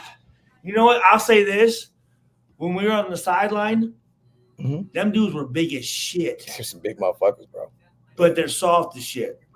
Soft as shit. So, but they were, I mean. Did Luke Getsey get fired? Is that real news? Oh, we just fired him. Are you serious? Breaking news, you guys. The Raiders just fired Luke Getsey. That's why a bunch of people are piling in right now. So we fired Luke Getsey. That's the OC. So he was the scapegoat. So I'm assuming that Scott Turner or Joe Philbin's going to get the next dude in line is AP. Like, oh, has to be. Yeah. Has to be. Yeah, Wow. 6 minutes ago, they just announced that Luke Getsey's Okay. going. Well, there you go. Shit. Hey, Who do you think fired him? I think the dude we're talking about. Yes. No, he told me he's like, I'm like, yo, what do you? Yeah. Yeah. Look, we can't go into detail about I know, that. yeah. There's some Illuminati shit. It's a little decider. It's not Illuminati. No, I know, but he's very powerful in the organization. Like, you out, cuz. What's your thoughts on Jackson Dart before we get into this Luke Getsey talk? Jackson Dart? Ole Miss. Jackson Dart is another one that's no better than a 4th round pick right now. I mean, again, stop looking at the box score. He'll throw 6 touchdowns and 500 yards, but then also look how much production that Trey Harris has had at wide receiver. He's one of the best receivers in the country. And then this is his last game. He has a beautiful. Lane Kiffin, they're killing it, man. Yeah, they're killing it as a team, and he understands how to. Still very familiar with Lane Kiffin. So I'm not saying that his scheme is working. If Jackson Dart can lay it down the field, they're going to score points, right? But that's about as good as what Jackson Dart has been good for. That's what I'm saying. People see the highlights of like a beautiful 60-yard pass, but I'm trying to see what the intermediate game looks like, because a lot of that stuff, we've seen this over the years, right? Yeah. Quarterbacks that just are one-dimensional never get drafted high, but we're all hyping up the box score. Like, he could throw the deep ball, and that's it. That's Jackson Dart. Real quick, you guys. Breaking news once again, y'all. Luke Getsey, offensive coordinator, has been officially relieved of his duties after we got absolutely destroyed by the Cincinnati Bengals today. My wife is calling me right now. Hold on real quick. Babe, I'm live. I'm going to call you right back. Yo, hey. Fucking dude, you ain't shit. You talk to Tiff, bro. Call her. I'll call her. Yeah, call her. Tell her I'm on live. After we struggled again offensively, put your code in. Couldn't get the ground game going at all. Hold on. Luke Getsey. There you go. Gutsy. Minshew, 10 for 17, 124 yards, bro. He could not get it rolling today. The ground game has been absolutely abysmal with Luke Getsey calling the shots. And that was his bread and butter. Dante was in Chicago, was running the football. And I know a lot of that production came from, from Justin, right? But I still like you're going against the 26th ranked Russian defense, and you guys don't run the ball at all, bro. You did it in that first drive. Zamir White gets into the end zone. 60 yards rushing, bro. 60 yards rushing. And that's as far as I saw, trying to pay attention to the other games. So I had to watch all 22. But it looks like when I was kind of watching the box score and seeing what was going on throughout the day, like, you guys just got away from that. And I talked about this on Wasted the Show. This is the time to run the ball down their throats today, up the middle of the field, because that's where they're not good. Luke Getsey did not attack the weakness of that team whatsoever. Bro, their fans were shocked that we weren't running the football. They were like, what the fuck are you guys doing? Bro, these are Cincinnati Bengals fans saying, how are you not exposing our weaknesses on the defensive side of the ball? Salute the coach. I trust me, I'm going to ask Dante right now, but we're going to talk about the Getsey stuff for right now, man. Once again, you guys, salute the heat check. Salute to Spivey. Getsey is officially relieved of his duties, you guys. But I'm going to be honest, you guys. Look, this is the start of something. Keep it moving. AP's next, bro. AP's next. Mm-hmm. AP is next. Next week. Yeah.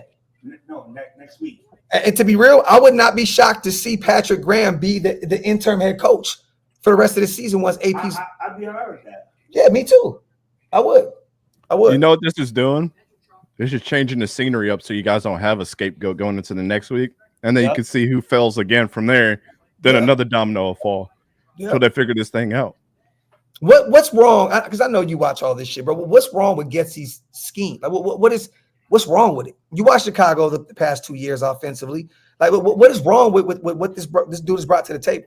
Everything that happened today with you guys, and like I said, I still got to watch the all 22. But what I've always seen from Luke Getsey is he doesn't want to be predictable, but to not be predictable, he won't go with what works. And it's a chess match in the NFL. That was a bar. You're right. That's a good point, bro. Say that again for the chat, bro. Yeah. That you literally described Luke Getsey to a T. Yeah. Say that again. Because Luke Getsey doesn't want to be predictable, he won't go with what works and what has been working throughout a game to not stay predictable. But it's a chess match, right? Yeah. If it's working, you have to jam it down their throats and pause if necessary until they stop. Definitely necessary. On that for real. Yeah. But Stu knows this for playing in the league. If you line it up in the same coverage and you're killing them, you're gonna stay there and until they beat you. Why not? Salute the cider. We definitely never want to get Keep it simple. Stupid.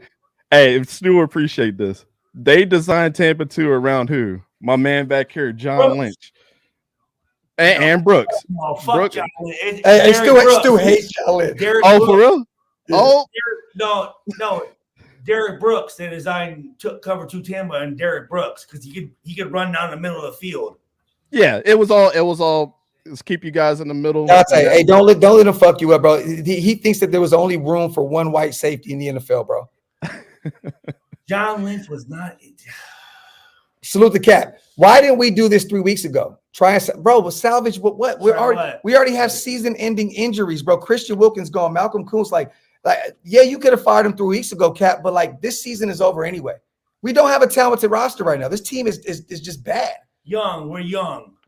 Definitely. Yeah. And Definitely. one thing that people are not keeping in under wraps is that nobody's been eliminated from the playoffs yet. So if you can get a little bit of momentum from this virus, just do it. Hold on, hey. Yeah.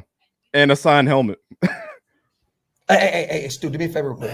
Do me a favor. Hey, Dante, who's your favorite player of all time? It's between John Lynch and Mike Allstott. Hey, try to see if you can get a hold of Mike Allstott. I'm gonna call him right now. Call him right now. Salute the chopper. Not gonna lie, I hate this. Hey, Mike Allstott, Purdue, man. Dude, I'm calling him right now. Hate this. Screw your pride. We are 2-7. Why not just lose out then move on?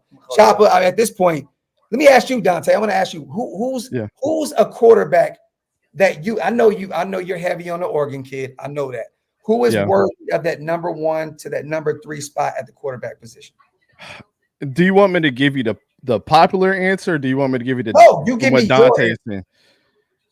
There's a kid from Indiana right now. His name is Curtis Rourke. Bro, Indiana is just talking about him. Curtis Rourke had surgery on his thumb last week on his throwing hand and came back this week and threw fucking 4 touchdowns.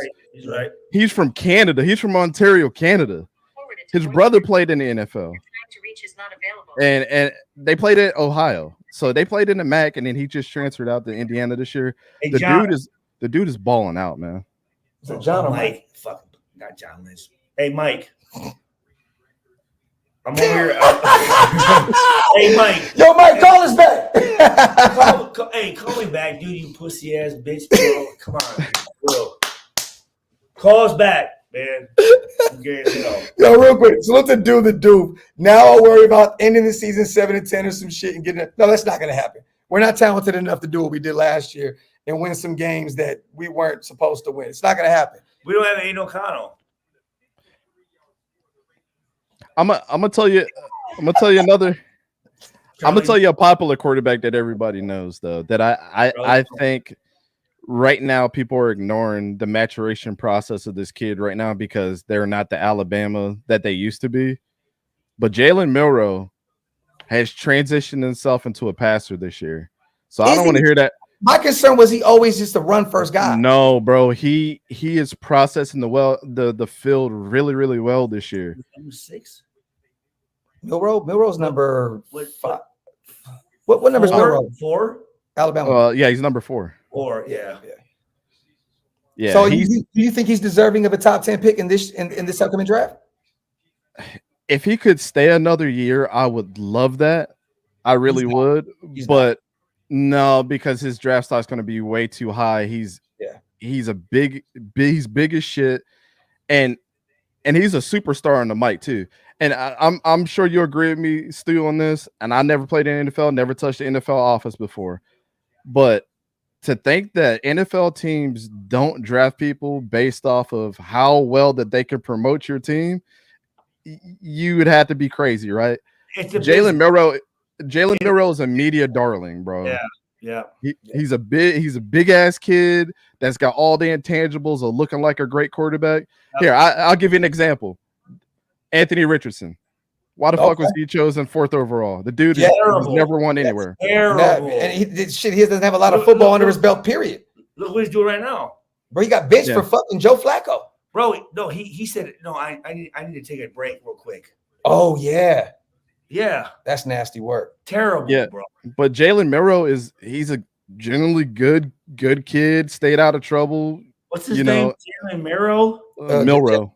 Yeah, Milroe. Yeah. He's nice. So to Spivey, man, appreciate you on gifting him 5. Once again, you guys, breaking news. How big is he? Luke Getsey. Pause. Holy fuck, Stu, you horny bastard. How big? Yeah. What the fuck is wrong with you, bro? How big is the motherfucker? I think he's like 6'2", like 230, 240, something like that. He's a big kid. He's 6'2", 225 right now. There you go. Okay. Yeah. So salute to OG Vale. Sean Lewis is trash. He's like Getsey in college. Who's Sean Lewis? I don't think that dude knows what he's talking about. Yeah, I don't Sean Lewis ain't getting a head coaching job after being an OC for a fail in Colorado if he wasn't good. that doesn't happen. I'm assume, Jay, that they're gonna give Scott Turner the offense. I wouldn't be shocked if they gave old man Joe Philbin the offense, which I'd be pissed about. But I think it's gonna be Scott Turner. Does Scott Turner have any relation to Norv Turner? No. No. But I mean, he worked for the Commanders. Okay. Yeah, but there's no connection there. But I would assume they would probably give him the job. For OC? Hell no. Jay says, "Who's calling the play?" Yeah, hey, because I'll bring back the fucking Vera option. Yo, you talking about Drew Allure? What do you think about Drew Allure, man? He needs to stay another year. Yeah. If I was his quarterback coach, I think what James Franklin needs to be fired for this, let alone anything else, is that the dude cannot recruit good wide receivers, which is making his quarterbacks seem worse than they actually are. Well, shit, today, though, hey, the receiver that was beasting us was from Penn State. Oh, yeah. What's his name? The speedster, bro. 88. How do you say his name? It's like Andres. Andre Yoshivas is from Princeton. No. 88. 88. Oh, it's about Mike Gesicki? Yeah. Oh, yeah. Penn State. Yeah. Oh, yeah. Tight end. Yeah. Yeah. We're converted wide receiver, right? Yeah. I don't think he was a wide receiver. I can't remember. Wide receiver, and they converted him to a tight end. He probably was, but I mean, we're talking about what, almost 10 years ago? Because somebody brought up Chris Godwin and Allen Robinson. Scott Turner's North's son. I told you. I knew it. Hey, you know what? Fuck it. I remember that little motherfucker. Hey, give it to Joe Philbin, bro. I remember that little dude. I didn't know that. I had no idea that Scott Turner was related. My bad. Go ahead, Tay. No, I was gonna say, like, I don't want Drew Allure to turn into the next Anthony Richardson just because he's a big kid and looks the part. I don't. Stu's calling Norv Turner right now. He won't answer though. Watch this. Drunk Stu is the best Stu. Yeah. But go ahead, Tay. No, I was saying I just don't want him to turn into the next Anthony Richardson. Like I would honestly love Drew to transfer out somewhere that's going to support him. This motherfucker's calling Norv Turner at fucking 12 at midnight. Yeah, it's y'all on the East Coast now, right? That is fucking hilarious. What up, Graphk? Just saw the news. We're free. I'm gonna be real. We're not free. I don't know why people assume that moving on from Luke Getsey is going to be the end all be all. This is not going to save this season. It's not going to save anything. It's not, bro. Like, I'm gonna be real. There's so many more problems with this organization, you guys. Like, do you think firing Luke Getsey is going to fix the quarterback position? Do you think we're just going to magically run the football down motherfucking defense's throats? No, it's not. Like, there's so many issues with this team. Moving him, to me, was literally a scapegoat type situation. This was buying AP more time.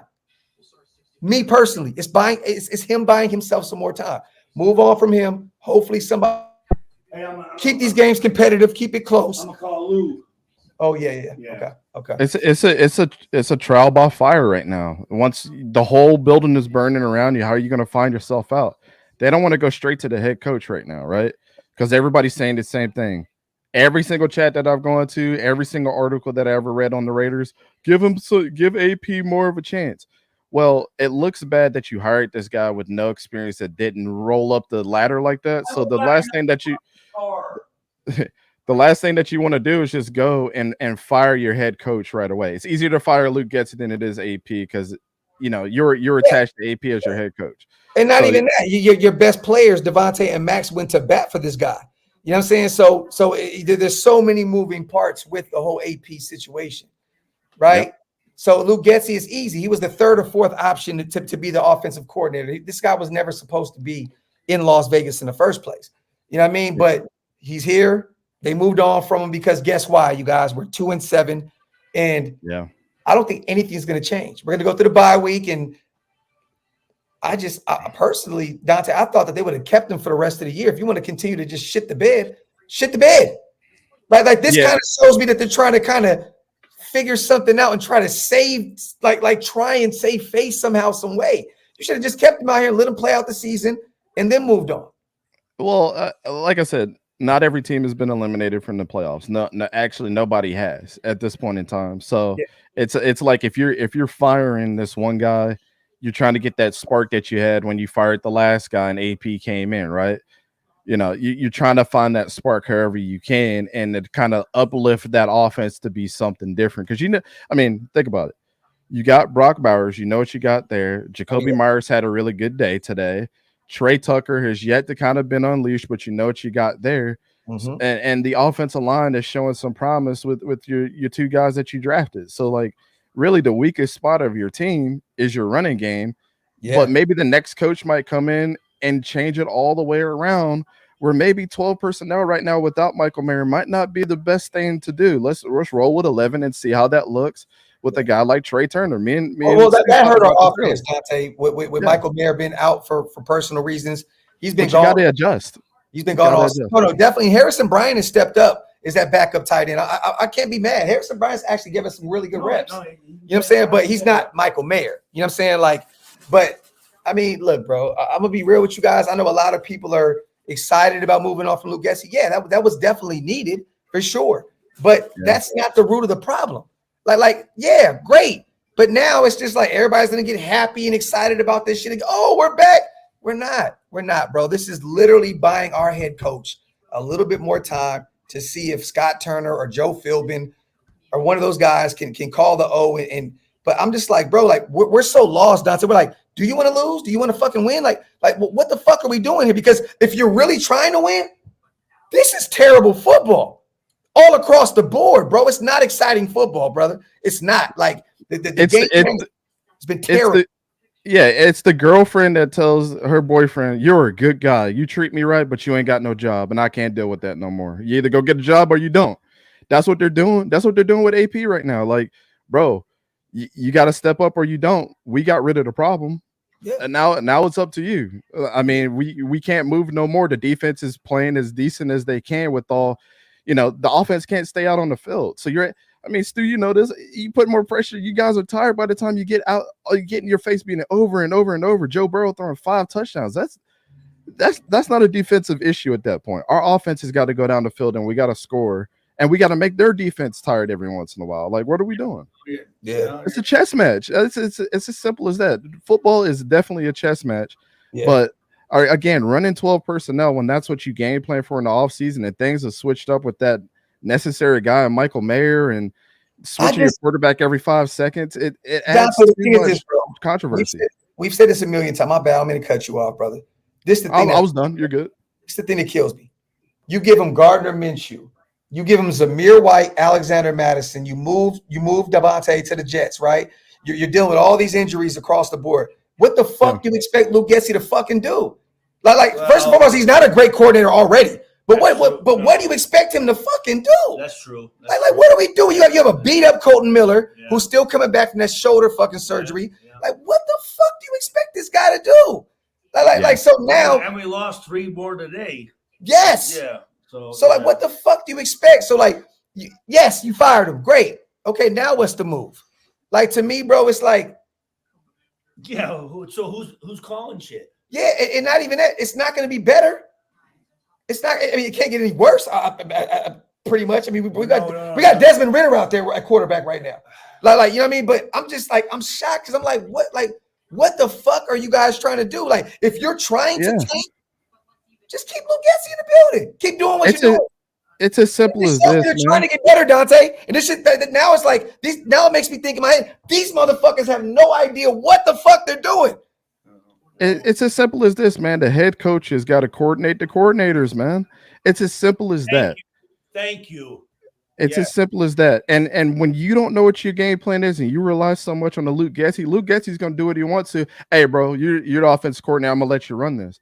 AP is to me, and I'm never a person that likes to go in and say that the dude is not qualified for his job. But there's something to say about a guy like Ben Johnson that worked up in the ladder and understands how things work.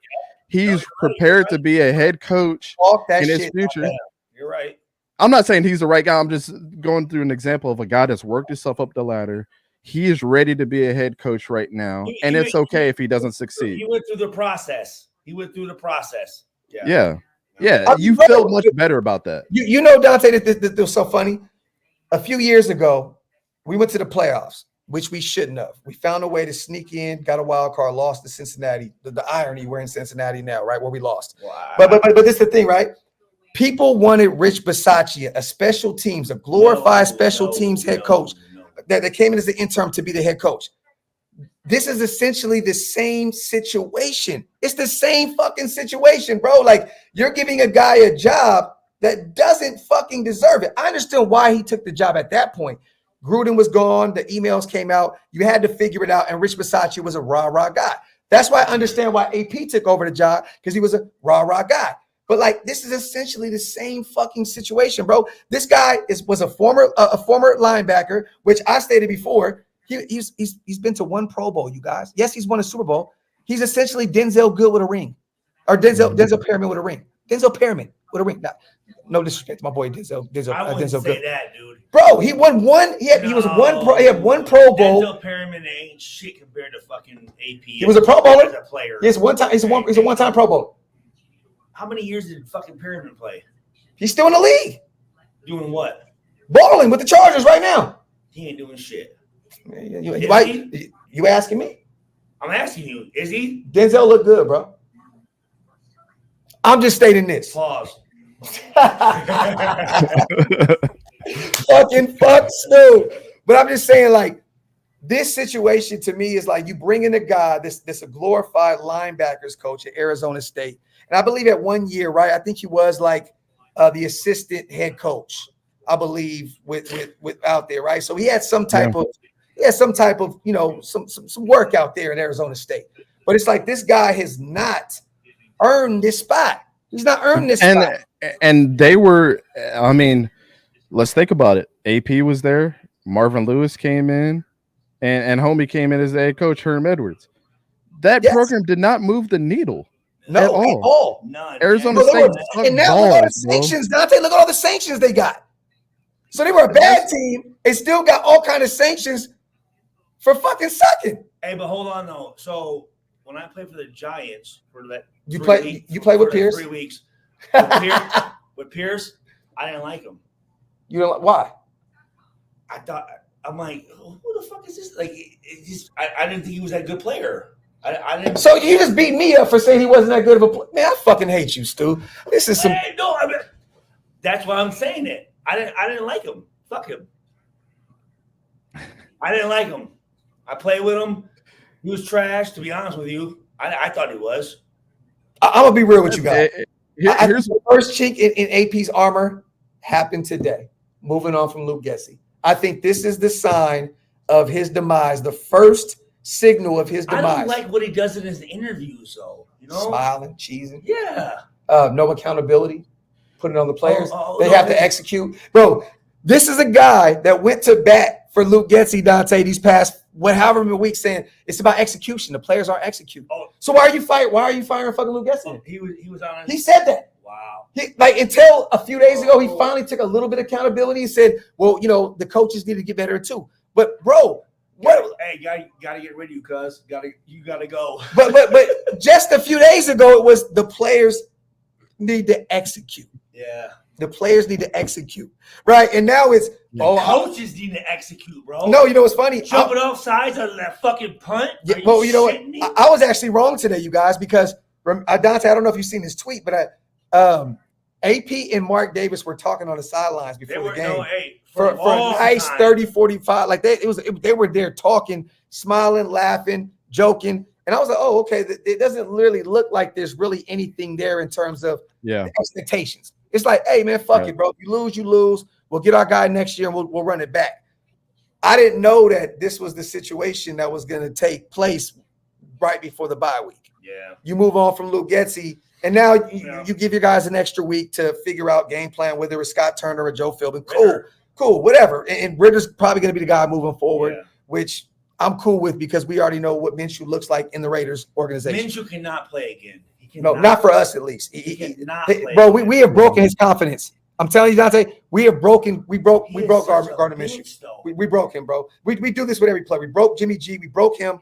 Like it just happens. It happens, bro. I don't know what it is, bro. It is what it is, bro. I'm just saying, like, but yes, you guys, Luke Getsey was fired. He was just relieved of his duties a few minutes ago. So for breaking news, he was axed right after the Cincinnati game where the offense once again struggled. Because he was the problem. Yeah. I'm gonna give you guys some hope though, because I wasn't necessarily sold on Thank you, Ben. Bro. I wasn't sold on Ben Johnson until I actually I had an epiphany just now. Working up in that system like the Lions had before Dan Campbell got there. I mean, ever since I've been born, I was born in '89. Mm-hmm. I've never known the Lions to be good. I remember the Scott Mitchells, Barry Sanders was there, like running for his life. Hey, real quick, hold on to that thought. Salute to Vinny B, Raiders beat writer. More changes to come above and beyond the Raiders firing offensive coordinator Luke Getsey. Stay tuned. Long night ahead. So AP, right? I mean, that's what that means, right? Gotta be. I'm going to show you guys. Moves. I'm going to show you guys. So I don't want people gotta thinking. Be. I mean, what other moves you gonna make? Here we go. Right here. Boom. Salute the coach. I'll read that in a second, brother. So right there, you guys, more changes to come above and beyond the Raiders firing offensive coordinator Luke Getsey. Stay tuned. Long night ahead. Damn. So I don't know if this means they're upset with. I can see James Craig getting fired. The offensive line coach. He's been absolutely abysmal this year. Trash. I can see him leave. I can see him being gone. Trash. I just can't see AP getting fired by the bye week. No, yeah. But if they do, I can see them giving Patrick Graham the keys. What he's saying, I mean, that what kind of moves you think? I mean, I can see Cadillac Williams getting cut. The Brown game is terrible. Move on from him. Yeah, you can't run the football. I'll say Cadillac Williams, and I'll say James Craig on the offensive line. I think those two guys will be gone. I don't think AP is going to be gone this quick, this fast. I don't think that's going to happen. But how do you get rid of those guys and not have anyone else coming in, right? I mean, they're going to stick with in-house shit. So if they move on from Joe Philbin, from James Craig, right? Joe Philbin is essentially the other offensive line coach, and he can run the offense. So they'll keep him. So they just got guys like lined up. Yes, bro, and they're all ass. God damn, they ain't doing shit, huh? No, you're up. Hey, Sider, I agree, bro. I think it's time to move on, but I don't think they pull the trigger on AP today. I don't. Yeah, and Kenny Romero, he said Ben Johnson's on a stacked team with talent on offense, heavy developing new players. That was going to be my point. Like, the dude was a tight ends and wide receiver coach from the Dolphins over to the Lions when they suck balls, man. And think about Amon-Ra St. Brown and, Sam Laporta just as of late has come into his own. And then they had TJ Hawkinson before that. So we can't sit here and say that the dude has not been through the ringer with trash bags. He is we're not gonna do that, bro. Look, great organizations draft well, and that's what Detroit has done. That's period. They went and got Gibbs. And they did it from the mud. Mud. Back-to-back drafts. David Montgomery, before his injury, was a top 5 back in this league. No cap. Yeah. And that 1-2 punch with Gibbs and Montgomery is phenomenal. And that's all his scheme. Yeah. Dan Campbell has given the reins to Ben Johnson to run that offense, man. Like, that's what I'm saying. I'm like thinking about this. Like, if you want somebody to help you grow through the mud, it's him. He's going to make the necessary moves. Dante, as a quarterback guy, let me ask you, because I salute the OG. Who do you think would be the best quarterback in this draft to run Ben Johnson's system? There's 2 quarterbacks that come to mind, but again, from the organizational move, they're probably going to take one of the top guys, right? But there's Curtis Rourke from Indiana, and there's a guy that's been in college for a little bit, had some injuries and things like that, but he's balling out, putting that team on his back at Louisville. Jeff Brom has got him a diamond in the rough, and his name is Tyler Shugg. That's my guy. Tyler Shugg, man, he has made that dude a superstar, and he's amazing as a quarterback, but he won't get talked about a lot. Those two just scream Ben Johnson. What year is he? I think he's a 6th-year senior because he ended up like tearing his knee up at Oregon, and then he was somewhere before. I can't remember what school he was at before. But Texas Tech. Most quarterbacks, bro. Texas Tech. Okay. Yeah. He made Purdue the man. They were the legend killers when he was there. Hey, Mando, bro, a fire sale needs to happen. To be real, bro, like there's so many people that we need to move on. And mind you, and not to, am I tweaking right here, bro? Because we have a bunch of free agents, right? Next year that Tom Telesco already has an idea of what he wants to do. And for those in the chat that's saying Tom Telesco's out of here, you guys are out of your fucking mind. He just brought in Brock Bowers. He has over $120 million in salary cap. Cock Bowers. There you go. My apologies. JPJ, DJ Glaze. You were yelling at that motherfucker. Cock Bowers. No. The GM. Oh, Tom. Yeah. Tom. I'm like Coupon Tom. Look. Yeah. My boy went to Allegiant Stadium and got. Come on, hey. Yeah. Hey, Dante. Oh, there it is. Come on, I mine yesterday, bro. You know what I'm saying? But I'm gonna say this: Telesco is not going anywhere. He is the safest person in that building, you guys. There's no way. He has 11 years of experience. This is essentially the most experienced general manager that we've had in many, many fucking years. I don't know if we've ever had a GM, have we? Bro, I mean, essentially, we've had APs at general manager. Yeah. That's what we've had. We've had APs. Mike Mayock. The motherfucker does mock drafts every year. And I love Mike Mayock. Don't get it wrong. But, bro, you made him a general fucking manager. He's a real estate agent. Bro, that's fucking crazy. Yeah. That's crazy.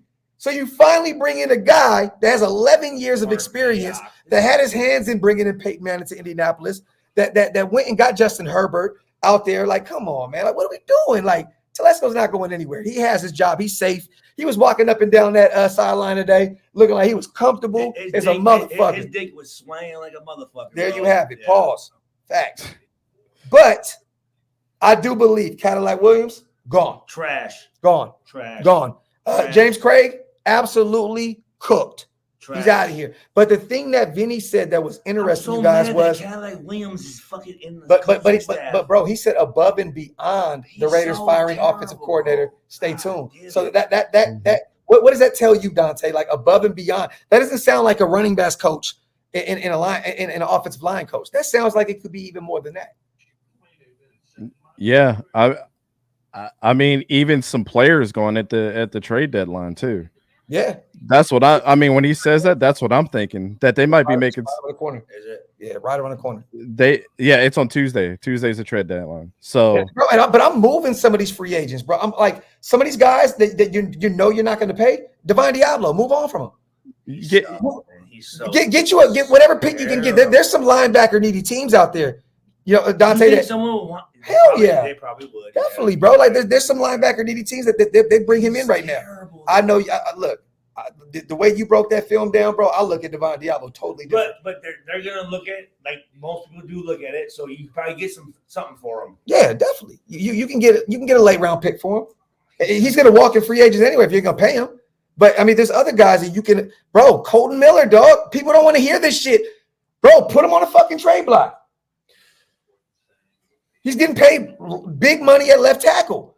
And he's durability is an issue. He went out today, Dante, again. He got hurt again today. This is what I heard from some of my buddies that are scouts in the NFL. Like, I get to hear some of the rumors. Y'all ain't gonna like this, but I heard Jacoby Myers' name thrown around going back to the Patriots. I'm the one. See, now maybe I threw that juice into the world because I stated juice world in the offseason, Dante, the Niners reached out about a potential 3rd round pick for Jacoby, and we denied it. We were like, no, this is a big part of our future. No, I didn't finish. Oh, Check okay. this out. Oh, no. Talk your shit, brother. Talk your shit. A Jacoby Myers swap for somebody like Ramondre Stevenson coming to you guys. That's the rumor that has been going around in like our group chat. Ramondre Stevenson is a badass running back. He is, but he's had a problem fumbling a fucking football this year. He got benched. Yeah, but they got Antonio Gibson too. Think about who we're gonna throw. But bro, I think who we're gonna throw. Bro, a terrible franchise would trade a wide receiver that's your number one for a running back. Yeah, it'd be terrible. That's stupid. Jacoby just had 100 yards today. Yeah, we have nobody. We have nobody else out there. Yeah, bro. Ramel Keaton was out there today, and bro, he quit on his route. Yeah, he did. He quit on his route and absolutely left Desmond Ridder out the fucking drive, bro. He did. I was so pissed about that shit, dog. It's like he heard footsteps and he looked spooked as fuck. Yeah. I was like, come on, are you still doing this shit? Because in preseason, he did the same shit. Yeah. And I love Ramel. I think he could be. We just signed him to a 2-year deal. I don't know if you've seen that. 82 yeah, 82. Yeah. We just signed him to a 2-year extension. He big ass, long ass. Yeah, he's a long one. He's like 6'2", 6'3". Yeah. It's a big body guy. Yeah, let's see how next week goes. I know it's his first week back. Still no excuse. You're a professional. You got to be ready to be ready. But you know what I'm saying? Like, yeah, he's had some injury issues too. I think he had like a fucked up elbow at Tennessee for the longest time. Ramel? So, yeah. No, he did. That's why he was a UDFA. Wait, originally he was supposed to be a mid-round pick out of Tennessee. What does that mean? Fucked up elbow. Did he have like a dislocated elbow or some shit? Yeah, I think he dislocated his elbow one time, and then he had like some elbow bursitis going on, like some inflammation that he dealt with like all in college. Hey, I wonder, bro. Yeah. Hey, did you call Robbo? Yeah. You call Rob Ryan? About what? Firings are going on tonight, brother. Wow. They're looking for names. They're looking for scapegoats right now. They might not be landing yet. No, they're still flying out. Call Rob. The media is going to push Sanders and Ward. I know we're excited about possibly drafting a quarterback, but when the dust settles, I'm not sure there's a quarterback worth drafting in the top 20. Am I off here, East Coast? No, I just don't see how Cam Ward goes from undrafted to being a number one quarterback. Remember, this dude was going to come into the NFL. Even Jim Nagy in the Senior Bowl said, "Yep, we're gonna send him an invite, and he's really got to prove it against like top level guys because he's like, I don't see." How he just goes from the 7th round to the 1st round and one off season. Like, doesn't work like that. And Larry, so the best situation for Jacoby would be Pittsburgh to me. They need a real wide receiver too, opposite of George Pickens, and he does all the dirty work. Great route runner, great blocker. I think that Pittsburgh would be the team to move to make a move for Jacoby. Jacoby is definitely a number 2 quarterback or number 2 wide receiver in the league for sure. He's a great wide receiver when it comes to that. That's why, like, in our group chat, it's been, I mean, these are legit scouts that have been saying we're hearing that Ramondre's packing his bags, and that they're trying to set him up for a trade right now, and the Raiders are the hot people to get him. I mean, I don't know if it comes out. A rumor is just a rumor, right? So you know, there's other people saying that all the writers are saying stay tuned. So it looks like some things are about to happen in Raider Nation. Once again, you guys, salute to my brother Dante for pulling up as well. Breaking news, you guys. We moved on from Luke Getsey. He's been relieved of his duties as our offensive coordinator after this blowout in Cincinnati, which me and Stu witnessed firsthand. The offense was abysmal once again. Couldn't get the ground game going. 60 yards on the ground against a terrible Cincinnati defense against the run, which was devastating to me. Bro, I started Alexander Madison today, Dante, in my fantasy because I thought, oh, he's gonna cook. He's gonna cook. I thought so too. I really thought after that, especially after y'all first drive, I was like, all right, they're getting Zeus involved. maybe they'll start drawing up some plays to Alexander Madison, maybe taking some some swing passes or some Texas routes. They gave Zamir that touchdown because they wanted him to build confidence. I remember I was telling you, Stu, it was like, why the fuck Alexander Madison ain't out there? He's been our goal line guy who's been scoring week in and week out. They were trying to build up Zamir's confidence because it's been shattered. You know what I'm saying? He's been non-existent this year. So that's why they ran them back to back. But Matt Mendel said, do you think that Getsey's on the plane? He got a free ride back home. You got a free ride. Yeah, no shit. They probably told him on it like, hey, you know what? We got to call Getsey, bro. Hey, Getsey, if you're around, we got this crown. Pull up over here to the Hilton.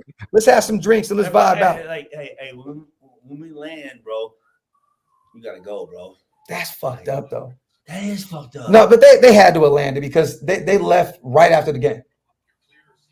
My guy, remember? Yeah. My guy was literally, he does the. Yeah. He told me, he's like, yo, we're out of here right now. So when they landed, we're like, hey, you gotta. Yeah. You gotta keep it moving. Yeah. Hey, Frank, I like that. So it looks like the reports are stating that but I thought that Scott Turner was going to take over that duty last year, and they gave it to Bo Hardegree. So until it's proven, I don't know. But I would love for Scott Turner to get the opportunity. How old is he? I think he's 40. Or in his 30s. He's my age. Let me see. Scott Turner's young. Yeah, he's 42. 42. Yeah, he's your age. He's literally like your age. Oh, bitch. He looks like what? I think his sister's. Thank God Getsey is finally out of here. Sorry you and Stu had to witness that firsthand, guys. Stu looks like the Raider Jesus, by the way. And let me say this, Hug. We had a fucking good time. Great time. Bro, I wouldn't have took back this trip for nothing, bro. Great like, time. Hey, Dante, you're like us, bro. We just love football. Yeah. We got an opportunity to watch football. Yeah. You know what I mean? At the highest. I was just down doing some media at Houston last weekend in the Houston and Utah game. Like, yeah, man, I'm a Jaguars fan, but like I already told you, I literally have no bias with any team. Like I'm a Mark Brunell guy. I play quarterback. That's who I modeled my game around. Isn't Mark Brunell the quarterback coach for Detroit? I believe so. Yeah, I believe he's still in Detroit. Yeah. I think he's up there. Oh well, you know what, bro? He's gonna get a job too. He'll end up being an OC. He might take the OC job if Ben Johnson moves on. He said that he's okay being a positional coach. He doesn't want to coordinate. He said that multiple times. So okay. Salute Raider Mike. Salute y'all. I'm looking at Jackson Dart, Drew Allure for the Raiders. You can even trade back. Thoughts, East Coast. We talked about this, Mike. If you can't run the show back, he thinks that Allure should stay one more year back at Penn State, and that Jackson Dart's a mid-round pick out of Ole Miss. Yeah. So. Salute to Lord Buddy Bear. Breaking news. I don't know if you guys heard yet, but Derek Carr was really. This is Are you sure? No, it's cap. With the Saints, I'm so shocked to hear this. Laugh out loud. Bye, Getsey. I don't know if you guys seen this, but Derek Carr lost to the Carolina Panthers today. It's official. He's the first quarterback to lose to every team in the NFL ever. Are you serious? Yes, ever. The only quarterback in the NFL to lose to every fucking team. Really? Even Brett Favre didn't lose that many times? Nope. Wow. That's crazy. As a former Raider, man, people think I hate Derek Carr. I want him to succeed, man. But to hear that, it's like, damn, bro. Yeah, I mean, why not, bro? He's a fucking Raider. He's gonna come home and retire a Raider at some point. I mean, look, bro, I don't fucking hate him. You know what I'm saying? I don't hate Derek Carr. As soon as he could dip, he dipped. Hey, 2016 Carr was different. He was different.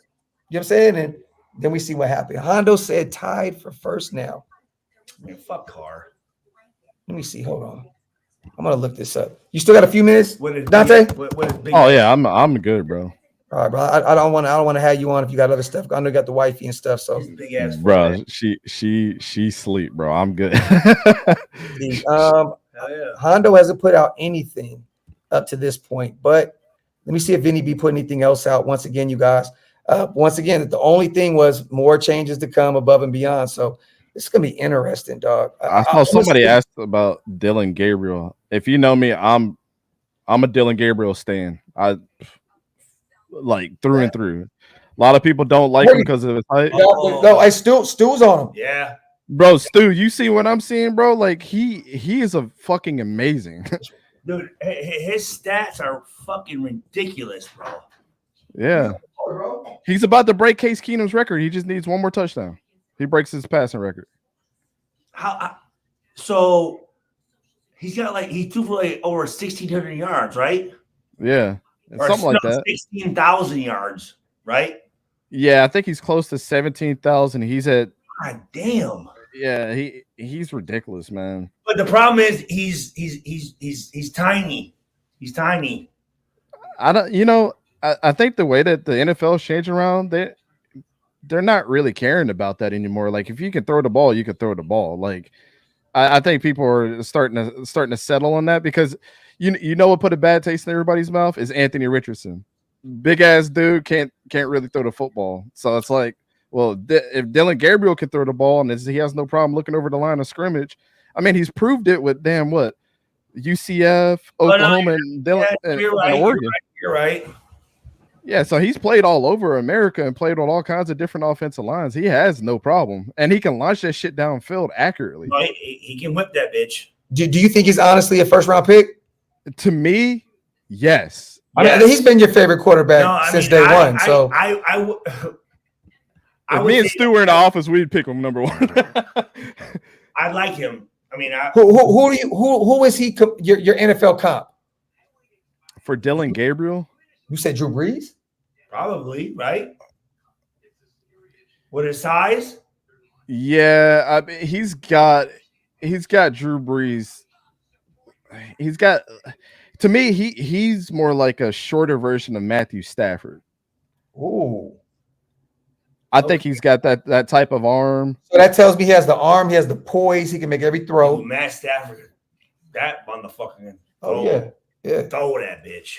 If you look at the heat, I gotta see in the heat map of Dylan Gabriel. The dude can sling it in all quadrants of the field, and he's doing it like, I think the last time I looked, it was over 70% success rate all over the field. He's the only quarterback in the country that's doing that. But people will say, "Oh, his size." I don't give a shit about that.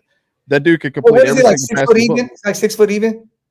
Yeah, he might be just on the brink of 5'11".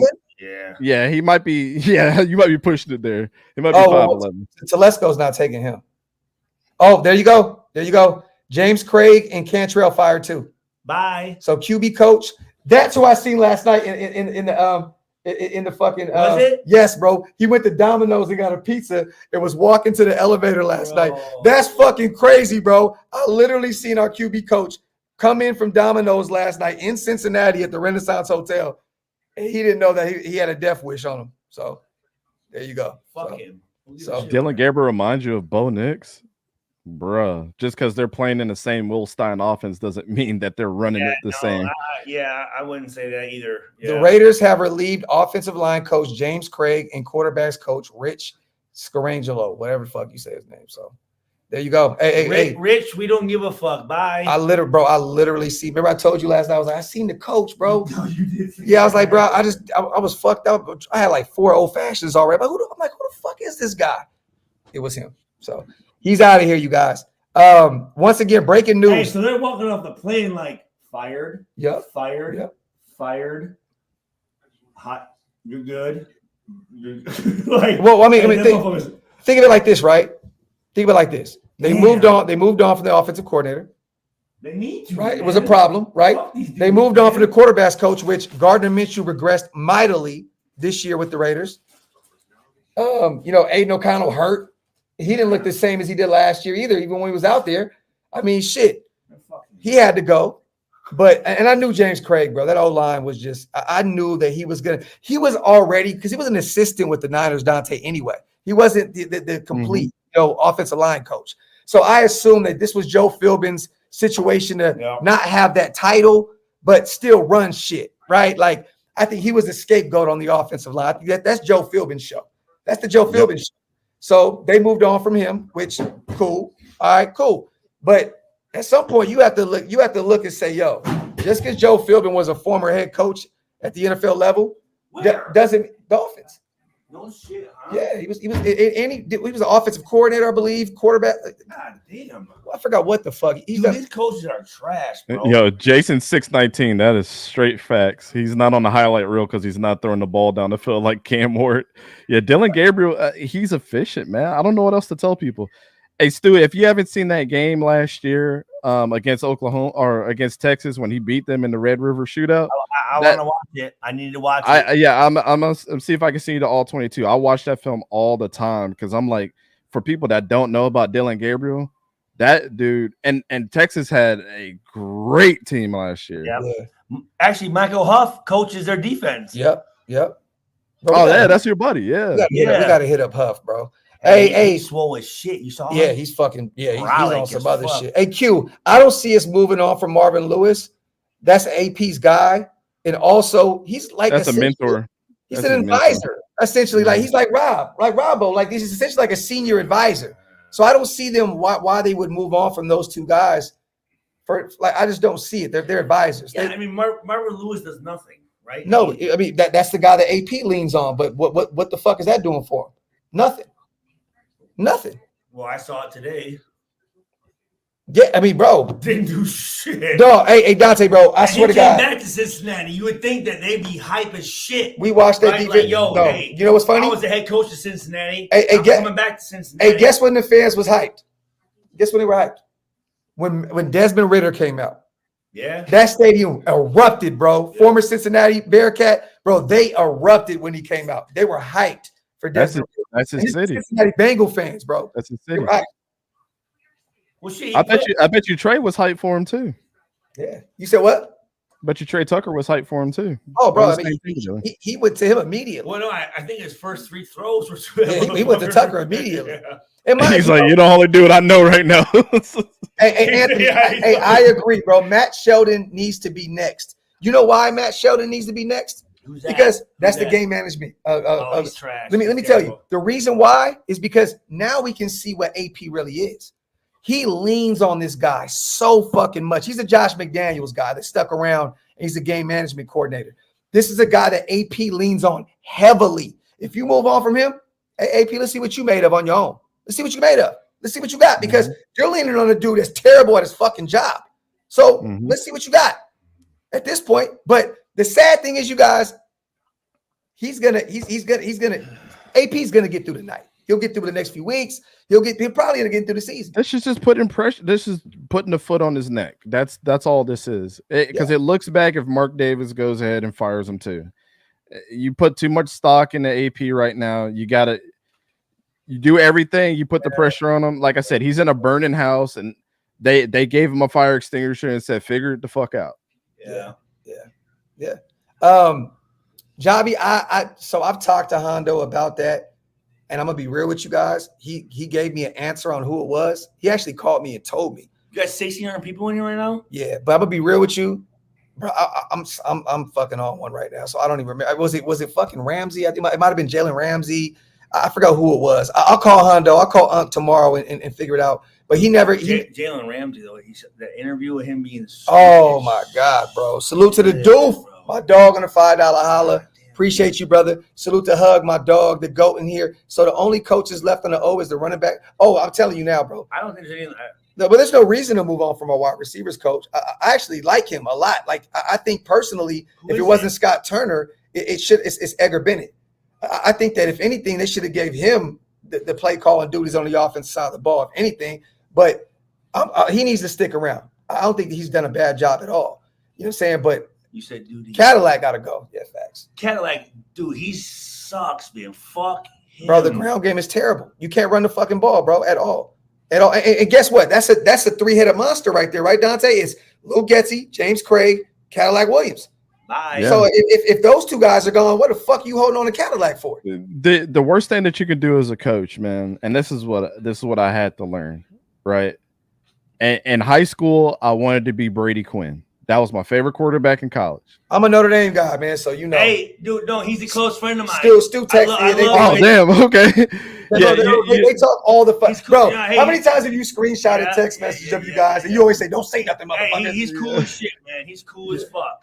I literally modeled my game after him, but I can't look at other quarterbacks that I'm coaching and saying, you got to be like me and be like, you can't live vicariously through the player. Yeah. And if I had to take a look at what Cadillac Williams is probably doing with all the switching in and out, Yeah. He's probably trying to live vicariously through them, and it's not. You can't do that. You got to work with whatever the skill set is, regardless of whatever the deficiencies are, and you got to work with Luke Getsey to get your guys in place.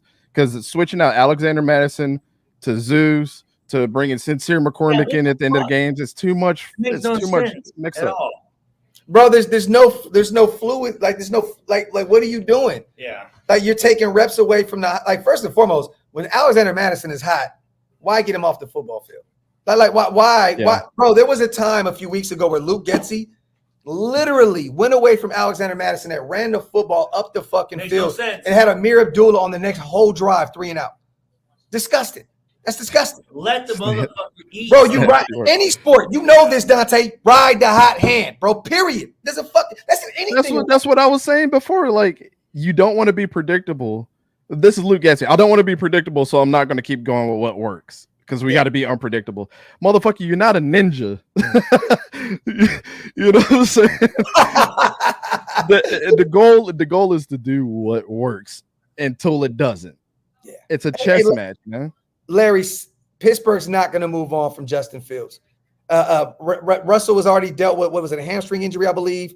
You know, they're not going to move on from a guy that had them, I believe, at 4-2, 5-2 at one point. They're not going to move on from him. Him and Justin are tied like this right now. Yeah. And the Pittsburgh Steelers, one thing that any other organization can learn from, and this, I had this discussion, I guess, with somebody on Twitter today talking about the Jaguars and Raiders should just blow up everything. Well, if you do that, you still don't find any cohesiveness, man. Teams are they're so used to just moving on from everything instead of finding what works. When you blow up everything, you just blow up your cohesiveness too, and then you bring new things in, and it takes a while. Like, you know what I'm saying? Like, I don't think that that's the move any single time. It's like every time things don't go your way, it's like being in a marriage. You and your wife get in a fight, you're like, fuck this, we're getting a divorce tomorrow. What? Yeah, it don't work like that. You know what I'm saying? You got to work through it and see what works. And if it gets to a point where it's just like, all right, we know what happened, we got to move on and go our separate ways. It's the same thing with anything, friendships, team, you know, all that stuff. Real quick, you guys, I see a lot of people asking what Scott Turner's offense looks like. We have no idea. He's never been an offensive coordinator in the NFL. You know, he's been I know this. His dad passing game coordinator. His dad was a great offensive coordinator, not the best head coach. At one point, yes, he was a phenomenal. He was one of the greatest offensive coordinators in the NFL. Yeah. You know what I'm saying? But I mean, personally, bro, there's nothing we can go off of in terms of what Scott Turner's offense looks like. And to be honest, I don't know what he can even bring out of the personnel that we have now. We just don't have a lot of great players on the offensive side of the ball. So what is? I hope no one here expects Scott Turner to come out here and turn this fucking offense around. Yeah, don't do that. It's not gonna happen, y'all. It's not gonna happen. You know what I mean? Hey, let me ask you a question from your perspective. So now I'm speaking from the outside in. Anytime that I've coached and things like that, let's say that obviously you come in as the number one safety on your team and you're dealing with a whole bunch of trash bags at safety and in your positional room on a daily basis. You gotta, you know, play with these motherfuckers, learn from the coach, try to do installs, you know, with the same guys. Does it make you better that you're playing with trash bags, or would it make you better if they go into the draft and draft the next bona fide safety to help compete with you? Which one's better in your eyes? Well, obviously, I mean, to me, that's a phenomenal question. Yeah, too. No, it is. Great question. If you got to make Stu think, it's a great question. Man, let me talk, motherfucker. Come on, Jesus, motherfucker, spit it out. All right, hold on. So, motherfucker. No. You want to be surrounded by the best, right? You're only like. You want the best people around you that make you better, right? So, like, I don't want a bunch of like slimy, bummy ass dudes. Yeah. That just because I'm better than them, but I'm not getting better. I want guys that are gonna make me challenge myself to be the best I can be, right? So I want them to draft the best motherfuckers, and you know what? If they're better than me, shit, then cut me, right? Like, that's just how it goes. So I always wanted the best players around. You know what I mean? Yeah, and that's what I thought that you would say, because I think that a lot of it, from the outside looking in, I would, the coach has to motivate their players in other ways, not only by the book, but like, you guys aren't competing enough, so we're gonna go in free agency and we're gonna bring a dude in that's gonna help you guys elevate your game. You're still gonna be the starter, but we're really gonna see if you're gonna start on Sundays. I know this. Like when I was with the Raiders, dude, every Tuesday there was 20 motherfuckers that they were trying out, like to take our job. You're like, oh shit, man. So like you can never be. So you had that thought, okay? Hell yeah. Oh, dude, no, you couldn't relax. Oh, hey, real quick, my apologies, you guys. Scott Turner was a coordinator in Washington, so my apologies. Yeah, so, he was a passing game coordinator in Washington, but also he was an offensive Washington Commanders. So there is some things there. So there you go. So yeah. But no, go ahead, bro. I bet I didn't cut you off and shit. No, I wasn't saying nothing. No, that was a great fucking question. Yeah, like. But no, what I was saying was every Tuesday, I remember like there was this little side locker room. I'm like, yo, who the fuck are these guys? And I think Randy Moss came over. He said, Stu, those are the guys that are trying to take your job every week. Like, oh shit, man. Yeah. And every Tuesday, there was 20 bad motherfuckers, dude. All Americans fucking coming in, trying out, man. Like, so you couldn't relax. You could not relax at all. And that's why I think, and you're kind of proving my point of what I've always wondered. So I appreciate that perspective. But also on the other side of it is like, Chiefs are obviously your number one enemy that not only you guys gun for, but the NFL guns for. They're the top dogs. But when you look at like last year's team and this year's team, and you're just like, damn, why are they so good? It doesn't. It just seems like they have some deficiencies in other places. You have like the Chiefs going out and go getting George Karlaftis, who they didn't really need. But he comes in. He was my number one edge rusher in the class. Everybody thought I was crazy. Dude, and then Trent McDuffie and just guys. Yeah. And then you go in and get the kid from Rutgers at running back. It's like, why are you getting these superstars and picking them in? You said you tried to fuck his mom? She tried to fuck me. He's from West Lafayette, Indiana. He went to. No, he did. No, I mean, no. George Karlaftis is from West Lafayette. Go ahead. Sorry. Hey, I didn't mean to interrupt you. No. I was good on my point. I'm just saying, like, their rooms are so deep that when the next man up happens, you're like, damn, why is this dude that good? It's just because they keep bringing in guys to compete that are also on the same level. Damian Lillard just reposted my Shador Sanders tweet. So, he's a Raiders fan, right? Oh yeah, diehard. Salute to Damian Lillard. I like that. I like Damian Lillard. Yeah, that's my favorite basketball player. Yeah, I actually talked to him about coming on the pod and shit. So I gotta get him on the show. No, you didn't. Bro, he definitely always pulls up on Raiders shit like that, bro. Real talk. You don't know him. He's a good dude. Yeah, he is. Salute to Hug and fuck you, Stu. Also, our O-line is. You don't know Damian Lillard? I never said I did. I just said that there's been discussions of bringing him on the show. I'm just joking, man. Motherfucker. God damn. You fucking George Karlaftis' mom and shit. Also, our O-line is blown out. Miller, Pete, Whitehair, James, all hurt. Mumford got his ass whooped by Hendrickson. Literally put him on his ass. Whitehair? Is his name Whitehair? Yeah, Cody Whitehair. He's ass. Is he Native American? Right? No, I'm saying, right? Whitehair? I mean, that seems like a... Was it like Charlie Whitehurst was Native American? See? He knows. Y'all are fucking stupid. And yes, you guys, Luke Getsey has officially been fired. Also, we have relieved our offensive line coach, James Craig, and quarterbacks coach, Rich Scarangelo or Rangelo or however the fuck you want to say it. He is out of here as well. Once again, I told you, I seen him creeping with a Domino's pizza last night. And how are you in Cincinnati eating Domino's? Crazy, right? Bro, I swear to God. Remember I walked that, I said, bro. No, you did. Bro, that's just fucking hilarious, bro. That man was walking the plank last night and shit. It's crazy. But yeah, man. Hey, there you go. Yeah, he says never change, Stu. Facts, never change. Vinny B says that's it for tonight. I mean, hey, bro, look, they're gonna sit on this for a minute. They're gonna try and figure out, the next move. I'm telling you, Cadillac Williams got to be the next move, though. I think they're making their point known for sure. Three guys fired within an hour. Yeah, but I mean, look, you're not moving Mike Caldwell as a linebackers coach. You're not moving our defensive line coach because of the situation he's put in without Malcolm Coons, Christian Wilkins. You're in a jam there, right? Yeah, so I don't expect him to come out there and have this defensive line playing at the highest level at all. I mean, Max did nothing today, Dante. Nothing. It was crazy to watch Max Crosby struggle like that. Like, it hurt my soul to know that such of a great player he is. He was non-existent today. Just hugging Burrows. Yeah, hugging Burrow and shit. There was one play, I believe, he had like a run stuff where it was like a loss of 1 yard or some shit.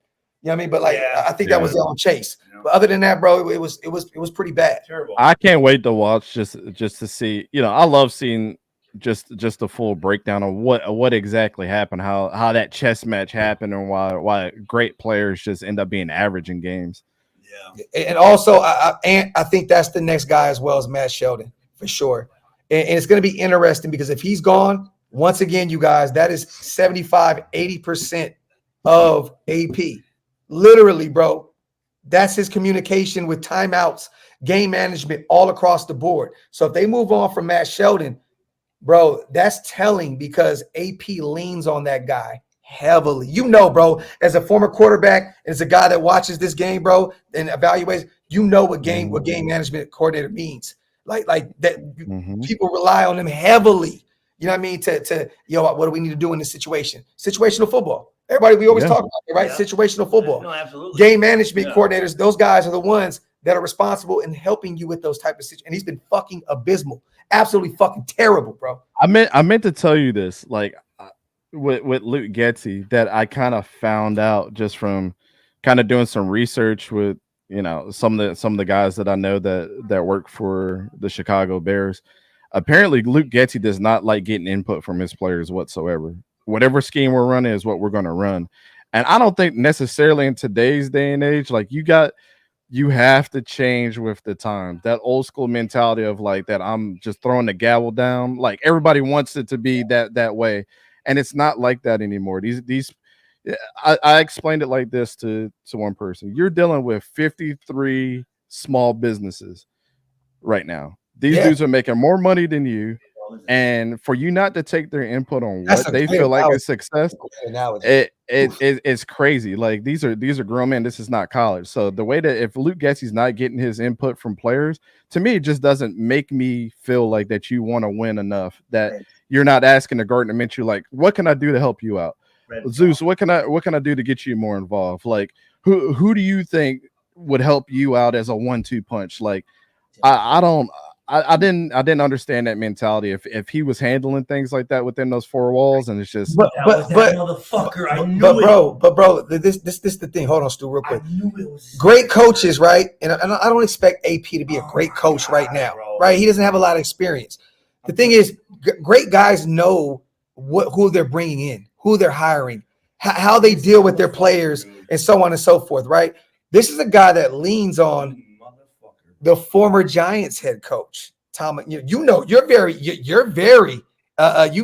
he is, former general manager of the Jacksonville Jaguars, right? Mm-hmm. A guy that is definitely militant in the way he moves, right? He brought in a bunch of old school guys, Joe Philbin, Marvin Lewis. So I'm assuming that if that's the way Luke Getsey works, that's what AP wanted. That's what AP wanted. Because all these other guys, you coordinate the coordinators as a head coach. There you go. So yeah. Absolutely. I mean, that's the culture that you brought, but you can't confuse your culture either. If your culture was before, and again, last year, they obviously had motivations around something, right? You got Max Crosby and Devontae Adams fighting for you to be the head coach. What happened between that AP to now? If you completely change the culture around to say we're going to be this way this year, even though we were like this last year, again, why change it up so much where you're not having success? Why are you bringing in the Luke Getsey that takes you back? Like, yeah, I don't understand that mentality. He was the third, maybe even the fourth option. And that should be telling of guys that didn't want to come into that building and work with the Raiders.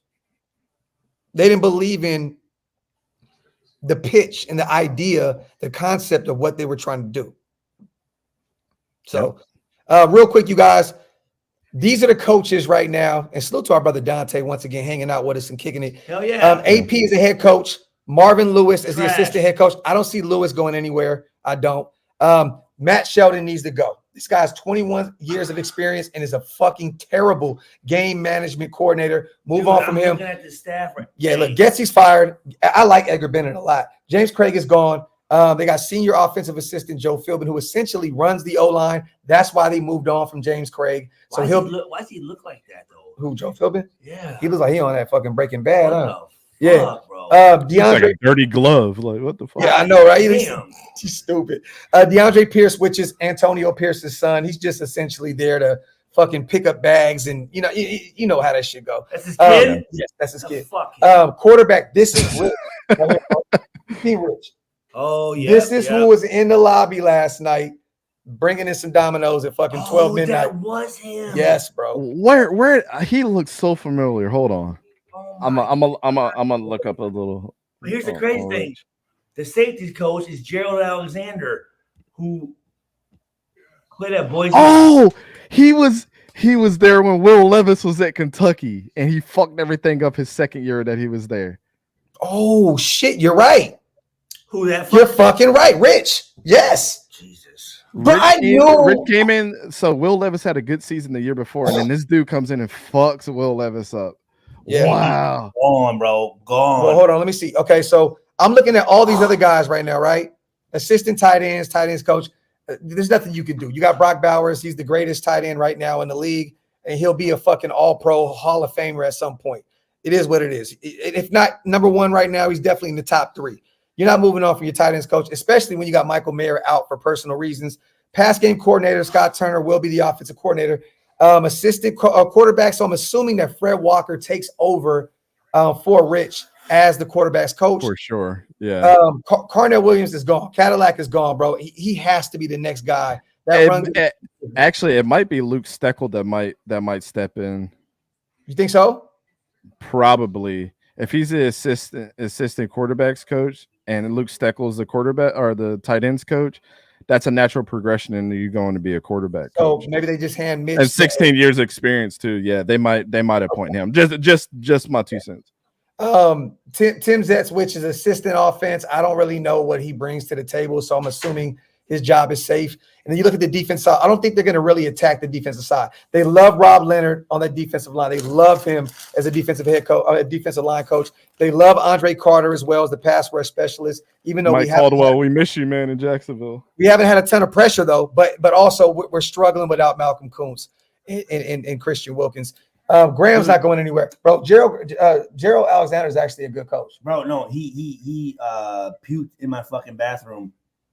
Because he played with Chris Carr. No, seriously, he came out to Oakland. Yeah. Came to your house and threw up? Yeah. Get him the fuck out of here, man. Get him out of here. He got to go. He's throwing up and shit. Well, no, he acts like he do. I just texted him. I'm like, yo, bro, you can't let me know you play for the coach for the Raiders, motherfucker. Gerald? Yeah, no, I played with him when he was in Detroit. Oh, shit. Okay. Fuck him. Well, Mike Caldwell's not going anywhere. Rob Leonard's not going anywhere. Matt Feeney. Bro, they love him. That's Max's guy. Bro, I'm telling you, he's a beast, bro. He looks like shit. Because he looks like shit, motherfucker? No. God damn, bro. Ricky Mann is not going anywhere. I'm looking right now. I hope Robbo does not get the axe, bro. Senior defensive assistant. I think they keep him around because of all the mileage and experience. He's just there. Yeah. You know what's funny? I don't know if you guys seen this. There was a report that came out the other day. Did I tell you about that, Stu? About Rob Ryan and Marvin Lewis and guys? There was a report that came out. I think it was a false report. Trying to make sure but it came out. No, these guys were they're just getting checks. They're like, we're just getting checks. Like, you know what I mean? Like, hey, Mark's paying us. Fuck it, we're here. You know what I'm saying? So it is what it is. You know, yeah, Stu always says fuck everybody. Facts. No, I mean, well, but yeah, I mean, I don't know where else to go from there. You guys, breaking news, man. The Raiders fired Luke Getsey, fired our quarterbacks coach, and also fired our offensive line coach, James Craig. So it looks like Joe Philbin's going to take over the O-line. And it looks like Scott Turner will be named the OC this week as well and start running the offense. So North Turner's son. He might be good. Hey, hopefully. That'd be phenomenal. But the thing is this, if he was that good, why didn't he get the job last year? Why did they get Bo? Bro, they gave Bo Hardigree the job over Scott Turner. What the fuck are we doing here? It's nasty work, man. It's disgusting. It's super nasty work, bro. So salute to the 1,700 people in the building. Wipe them feet, y'all. Hit them thumbs up. If you're not subscribed yet, hit that subscribe button. Also, man, my brother Dante's in the building. Tell them where they can follow you at, brother. Hey, just Google East Coast Gridiron, or we got a website now, eastcoastgridiron.net, where we're doing stuff a little different. We're dropping some historical, articles about some of the players that you see right now. We just dropped one about Joe Flacco and his journey. We put out our predictions pretty much every week on there, so there's no mystery on who we're picking for games. And then on the YouTube, we're going to start ramping up the film studies a little bit more, since we're, at the tail end of college football season here coming up. And then I know a lot of people have been requesting a lot of the quarterbacks, so we'll see what's happening there. All right, Tay, this is what we need to do, bro. We're going to do a 7-round quick draft. You're somebody that's non-biased. You know these players like a motherfucker, like the back of your hand. And this year's draft coming out, and I'll go over the needs, with our team, and you'll essentially see what it is. But I want you to do a 7-round. I told you on Twitter the other day, I was like, we got to do this shit. So I want you to call the shots here, okay? This is your mock draft for our Raiders. So anybody here in the building, trust and believe my guy Dante knows exactly what the fuck he's talking about. And he's going to pick the guys that he wants. So they might not be the sexy names that everybody wants, the Shadors and so on and so forth. Big pause. But I'm just stating, we're going to allow him to pick our next draft class. So let me present this real quick. And salute to everybody here in the building. As always, y'all, wipe them feet, man. Hit them thumbs up. Let's get it. We're coming up on 3 hours, so I'm gonna get out of here in a second. We're not gonna do any trades. All right. So what do you want to do right here? So our needs are quarterback, wide receiver, safety, running back, and corner. These are the best players available. You just tell me where to go, and I got you, brother. So from your perspective, I know everybody wants to go quarterback, but I really think that there's some diamonds in the rough in this draft instead of going with. So if I was the GM, I don't want to put that much pressure on my quarterback right away, because there's a lot of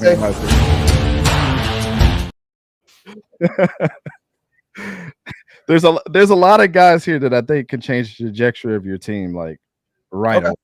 Okay. So go off of needs. And mind you, Tom Telesco is the best player available as well. He's that guy. So and Dan, that's not true. I'm not a Shador hater. You just don't like what I have to say about Shador. So any criticism sounds like negativity.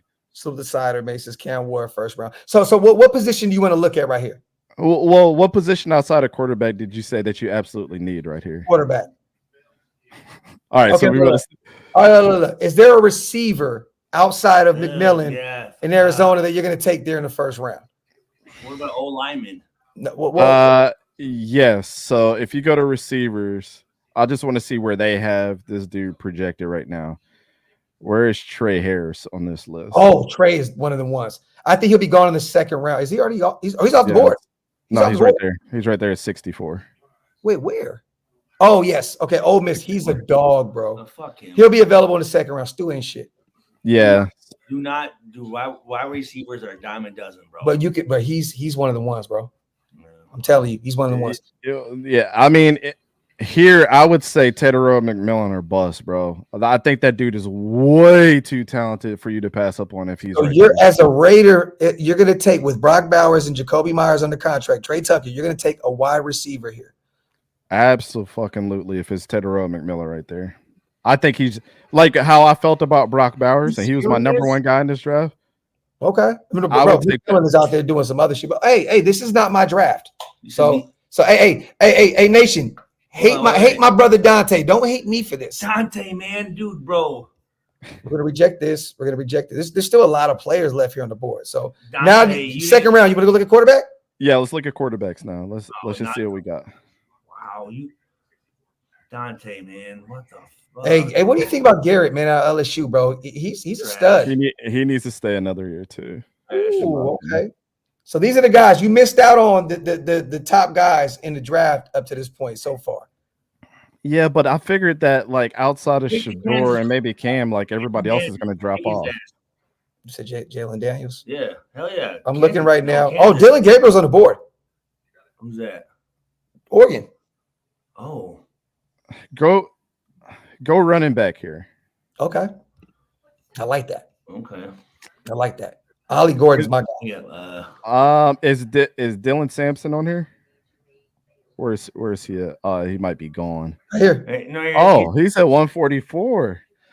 I seriously do not think that Dylan Sampson is going to drop this fucking far. I don't know if you guys have watched him out of Tennessee. He's number NFL, 6. Yeah, he's an NFL running back right now. I think he's better than Quinshon Judkins at this moment. Okay. So would you take? Because I think he'll be available in the third round. You want to take Gabriel here and then just bet that you can get your back in the third? Go back to QBs. All right. You got Jackson Dart, which you said would be a third, fourth round pick, right? Drew Allure, you said you think he needs to stay a year, stay in Penn State another year. I'm looking at these other guys. I don't really. Your boy Riley Leonard is there. You know what I'm saying? But Kate Klubnik is there. Man, Dylan Daniels. Why is Dylan Gabriel so low? He's going to be a Heisman candidate. Yeah, it's because of his height. Height, yeah. That's what I was telling Stu. I'm like, height doesn't really matter anymore to me, but they're gonna say that either. No, you're right. It wouldn't be either. So let's go to best players available. Let's just see who's all. Yeah. We got Kenneth Grant, which defensive tackle was a need. It's not on there, but Adam Butler's a free agent. John Jenkins is a free agent. Oh, Jonas Savania is there? Yep. Oh, he's a fucking incredible tackle. Where would he be at the next level? Right, left? Right. He plays both ways.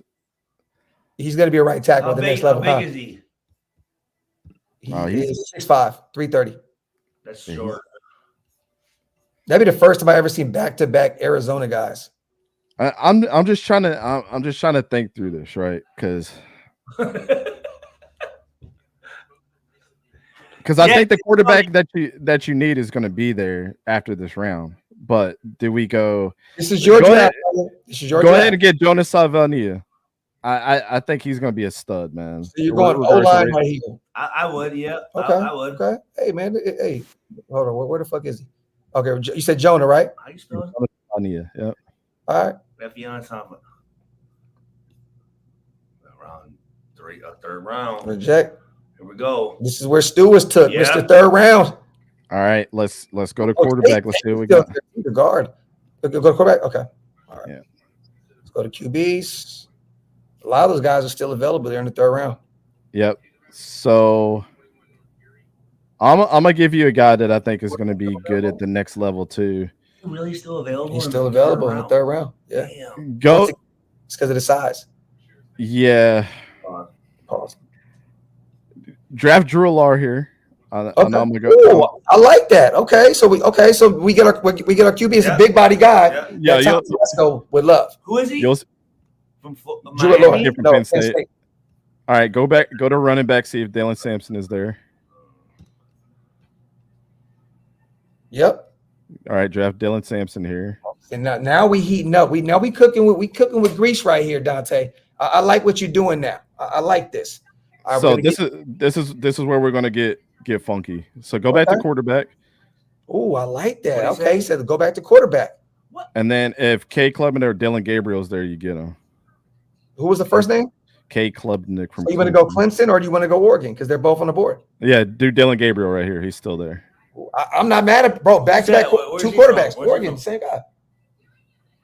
The dude that dude's still okay. Yeah. Bro, I like that back-to-back quarterback. And let them battle. I'm cool with that. Let them battle. All right, so what do you want to do? So right here, essentially we need a corner, a safety. But to be honest, bro, we got Trey. Trey has never even really played a snap yet, bro. You know what I'm saying? We might bring Merrick back. We don't know yet. We got Palomau. Right? We got Chris Smith. Merrick. Yeah. Yeah. So I mean, we can look at corners here. We can beef up that O-line a little bit more. Let's go to corners. Okay. Thaddeus Dixon is there. Deuce Chestnut. Go down. Is Kobe Bryant still on the board? Let me see. Is there another Kobe Bryant? Yeah, another one, bro. What? Yeah, his name is Cobee. Nuh-uh. Oh man, There's another one from Cincinnati. He went to Seattle. Yeah. He went to Seattle. Oh, Traden Stukes is right there. Yeah, bro. Traden Stukes, Arizona Wildcats. This is absolute insanity, Arkansas? bro. I'm here for it.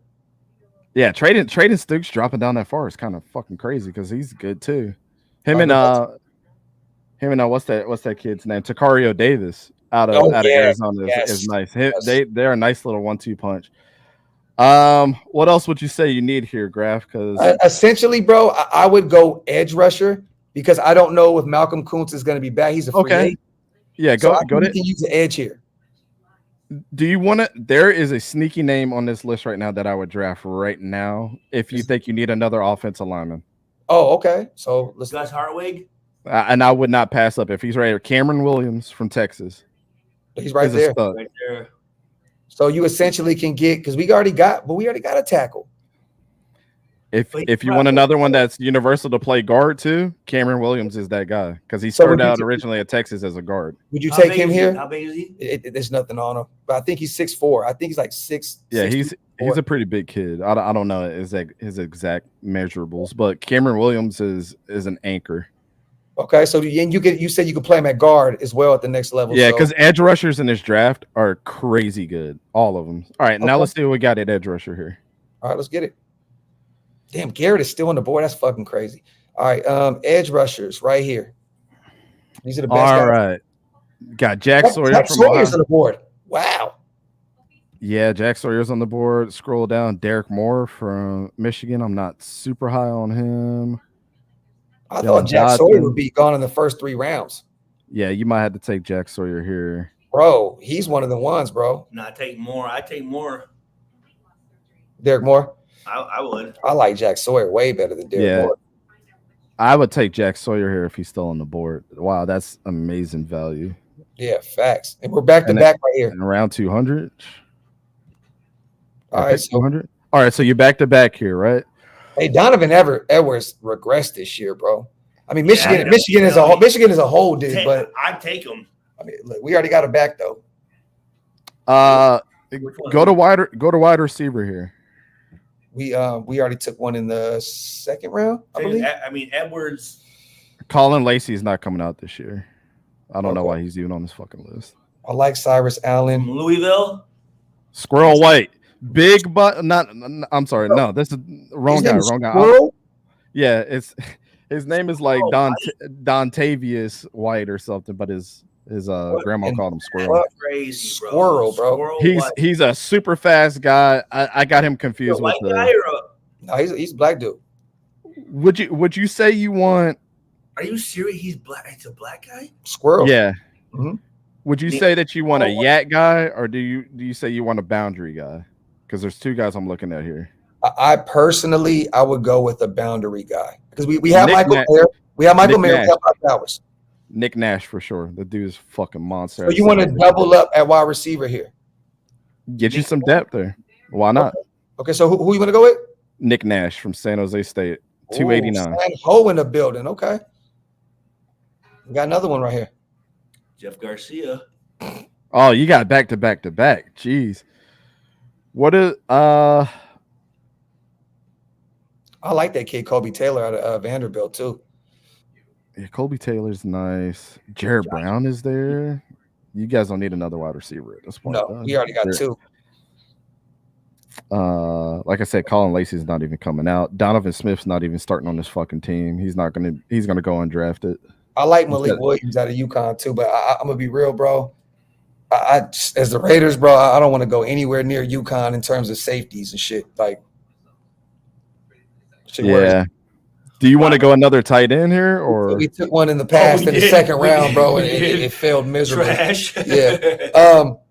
No tight end. We got Brock. We got Michael Mayer under contract. You still get there? Okay. What else do you guys need? So we doubled up on some We offensive. still haven't gotten a corner, right? Did we get a corner? We don't have a corner. Yeah, we got Nah. homie from Arizona. Why am I drawing a blank on his name? Oh, okay. So you got okay. Yeah. So let me see. I'll Miles go. Burgess is there from Iowa State. If you want to go another corner, he's been pretty good. You know what? Hey, we may move on from Divine Diablo. Want to look at linebacker? Yeah, let's go to linebackers. I better move on from fucking him. Power Ickles is Jay Higgins is right here. Oh, I'm high on Jay Higgins. That motherfucker is badass. I gotta see you some film from him. Jay Higgins is one of the ones. Is he a two-way? He can cover and he can play the run. Or is he a thumper? He's a thumper. Like you remember Jack Campbell that was at Iowa? Love Jack Campbell. Jay Higgins. I was actually shocked that Detroit took him that early. That was my favorite linebacker in the draft, but I thought that he was going to fall to the second or third. Well, it just depends on what you want, because I see Bengali Kamara there too. Because Bengali Kamara is more of that two-way guy that can get you some rush. He can play all over. They run a 3-4 scheme there in Pittsburgh, and he switches around from weak to strong side to, he could be a power linebacker right there in the middle. One more position. Hold on. Defensive tackle. This is a weak class when it comes to defensive tackles. Yeah, I'm not high on this class. To be honest, bro, I'd probably pay Adam Butler and bring him back for another year. Absolutely. Bring Butler back and just run it. Like, fuck it, bro. Like, all right, so Ty Hamilton's there, Cam Jackson is there. Scroll down a little bit. I thought I saw my man Jay To'oa is there. BJ Green is there from Colorado. He's been up and down. Derek Harmon. I just don't think that these guys are movers. I mean, out of everybody, Ty Hamilton might be. Give me a linebacker here. Give me a linebacker. Jay Higgins is going to give you. But let me ask you. Remember, we're probably going to bring back Robert Spillane, who's a thumper, and we have Tommy Eichenberg in the building. We just drafted him last season, and he's more of a thumper as well. He's not really majoring coverage. So essentially, you're adding a third linebacker that pretty much does the same shit. Then go ahead and get Bengali Kamara. I don't think you can mess with him. Okay. What's the measurable? Let me see. He's universal enough to play all over the field. Okay, there's nothing on him yet. Okay. Yeah. So he's a sideline to sideline linebacker. Can rush, play weak side, strong side, can play in coverage. Let me ask you this. Where's Jay Higgins in terms of your top 5 linebackers in this draft? I'm surprised that he's at 253. I'm asking you because do you think that he can play that opposite of Robert Spillane? Like they can share the field at the same time? Oh, when Jay Higgins gets his hands on you, it's a tackle. Take him then. If that's your guy, take him. Yeah, he was my number 1 preseason. Oh shit! Fuck yeah. Okay, yeah. Higgins it is. All right, let's go back to all. I can't believe Garrett's still available there. That's crazy. Gunnar Maldonado's there from there. I hate to take another Arizona guy, but if you want a safety, he's definitely. But you guys are good. What are you high on him about? Yeah. Gunnar Maldonado he's gonna be a special teams guy, Dante. Yeah, I know. You guys are kind of figuring out your safety room right now. But if you want a ball hawking kind of guy that can play around the ball at free, he's your guy. He could play both spots too, right? He's primarily a free safety. They allow him just to do pretty much whatever. Yeah, okay, we need safety here, and at this point in these last few rounds, you're pretty much just betting on special teams. Yeah, you know what I mean. So, all right, Ray, look, this is different. I'll tell you this, and this is not a Raiders draft, which I love because all of us Raider guys, we kind of pick the same kind of motherfuckers, right? So I like this. It's a different look. So we get McMillan, who is essentially the best wide receiver in this draft. Real talk, he's killing shit. Like this dude is different. I mean, it's not Travis Hunter's gonna be off the board right there too, right? Like he's off he'll be at Jacksonville. He's gonna be going just because his two-way potential. But top 3-4, he's gone. I think he's gonna be a Jacksonville Jaguar. Dante, I think he's gonna be with you guys, to be real. And he'll essentially be your Jalen Ramsey of the future. You know what I'm saying? But okay, so you went O-line right there, 37, which once again, Jonah can play both tackles. You know, you can put him on the right side, left side, cool. Drew Allard, which you thought he should sit back for another year, but we took him here in the 3rd round. Big body guy that you can develop. I'm cool with that. Dylan Sampson is a name that I'm hella happy you brought up because a lot of people don't talk about him. I've not heard his name a lot in terms of this draft. You know what I'm saying? Isaiah, if you're saying Tetairoa McMillan is not worth a top 20 pick, that is insanity, bro. Tetairoa McMillan is going to make an organization happy. He is Julio Jones, but better. Whoa. I'm watching this highlight right now. I like that. So we got Dylan. Let me give me an NFL comp with Dylan Sampson. I know the bitch because he's a guy that can catch the football and he can run the football. Give me a comparison. This is gonna be high praise for him, but I really believe this is where he could be. Like, just how I feel like Damian Martinez is the next Marshawn Lynch. Dylan Sampson is the next Fred Taylor, bro. That I'm not saying that because I'm a Jags fan, but that's who he reminds me of when he runs. Is he that big? He's a big guy too. Like Dylan Sampson is up the middle, around the out. You know how like Fred Taylor used to take a picture around the outside, but run that bitch inside and go to your best linebacker and run that motherfucker over. You played against Fred Taylor, right? Yeah. Oh yeah. Yo, Freddie was different. I actually liked it because a lot of people would go, "Oh, he's Jalen Wright" because of the Tennessee connection, but they don't have the same game. Like, hey, Loso Raider, man, this is all I do is watch film and watch these guys since they've been in high school. Tetairoa McMillan is one of the ones. Yes, I said this about Brock. If I said this about Brock Bowers, bro, I'm putting on my full stock that this dude is going to be a future Hall of Famer one day. Yeah. Tetairoa McMillan is one of the ones, man. I can't disagree with you. The thing is, I wouldn't have wanted to take a wide receiver that early. You know what I'm saying? But because I personally, he's worth it. I'm probably bringing in T. Higgins in free agency. Me personally, I'm putting my GM hat on. At 25 years old, big body guy. I'm bringing him in. I'm not drafting one that early. But hey, McMillan is one of the ones, bro. You're right. He could be a generational wide receiver.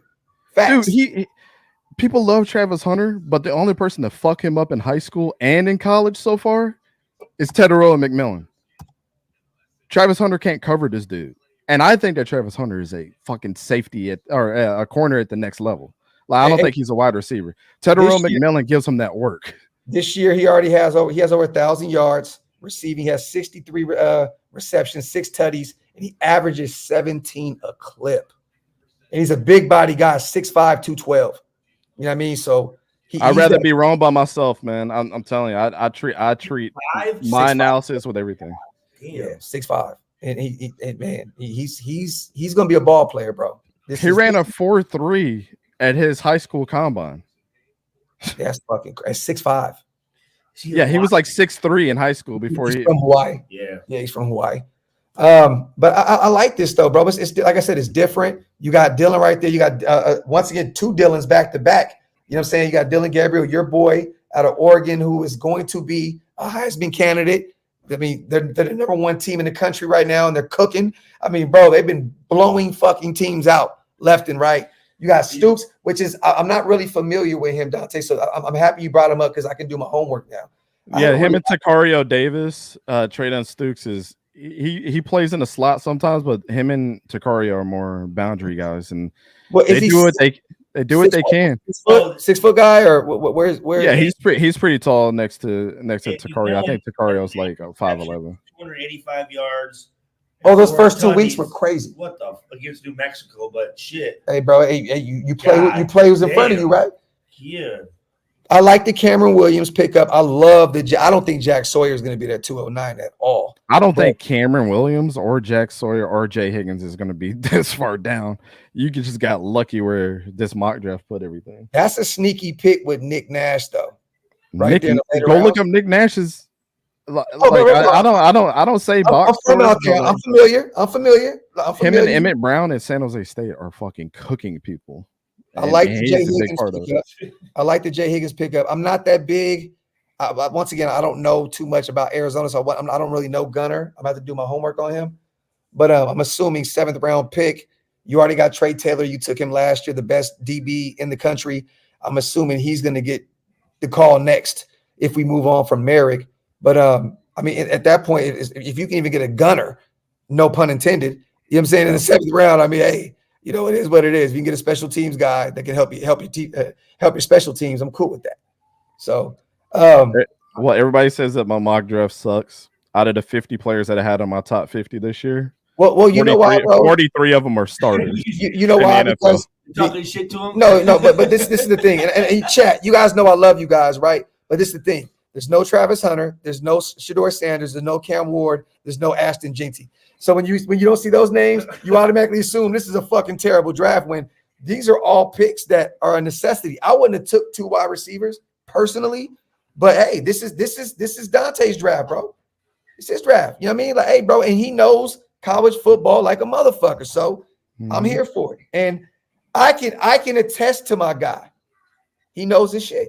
I will not say that about just anybody, bro. My guy knows his shit. 43 out of my 50 players I had in my top 50 are all starters on the team right now. Yeah. So some of y'all thought that Bo Nix was ass. That's all I'm saying. I had him number 1. I hate it because he's only going to get better. Real talk. And he's been getting better, man. It's crazy.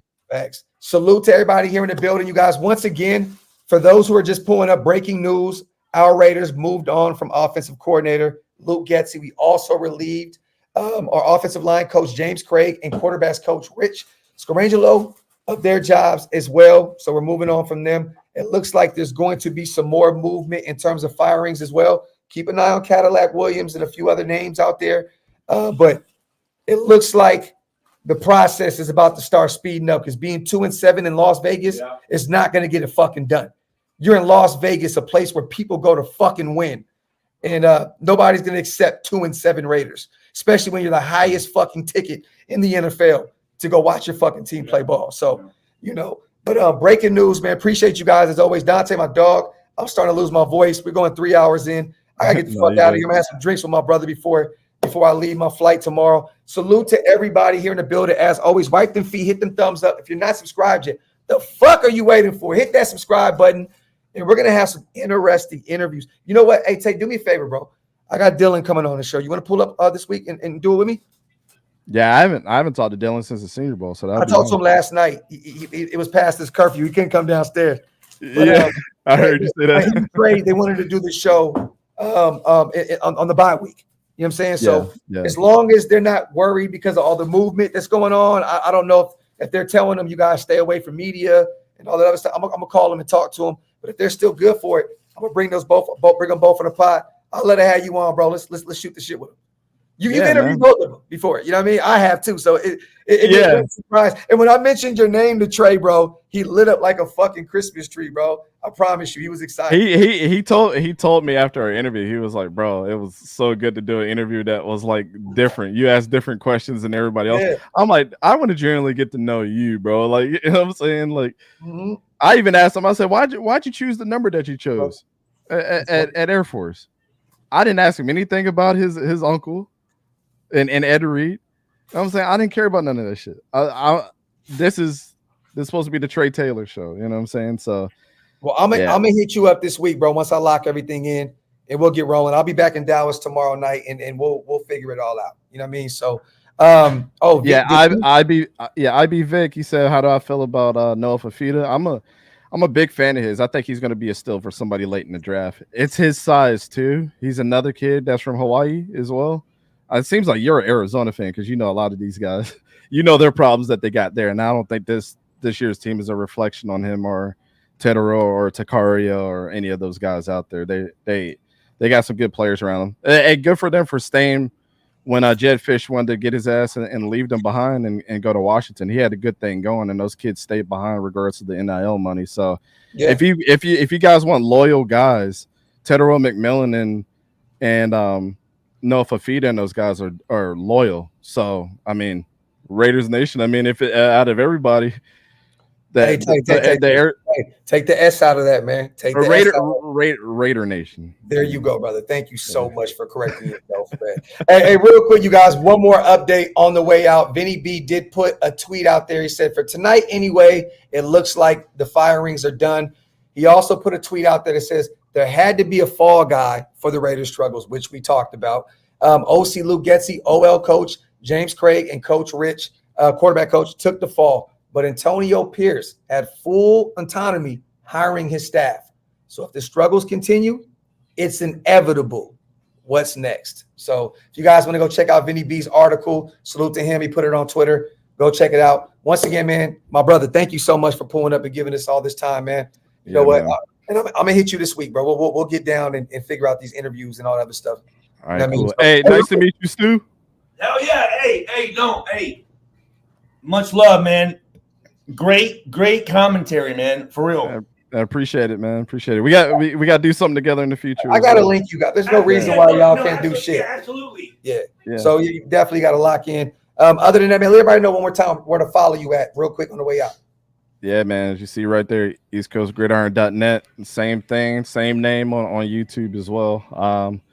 Again, come by. We do live shows every Tuesday. You guys can ask your question. We do a college and NFL show separately. So make sure you come through and ask your questions there. This is what I do.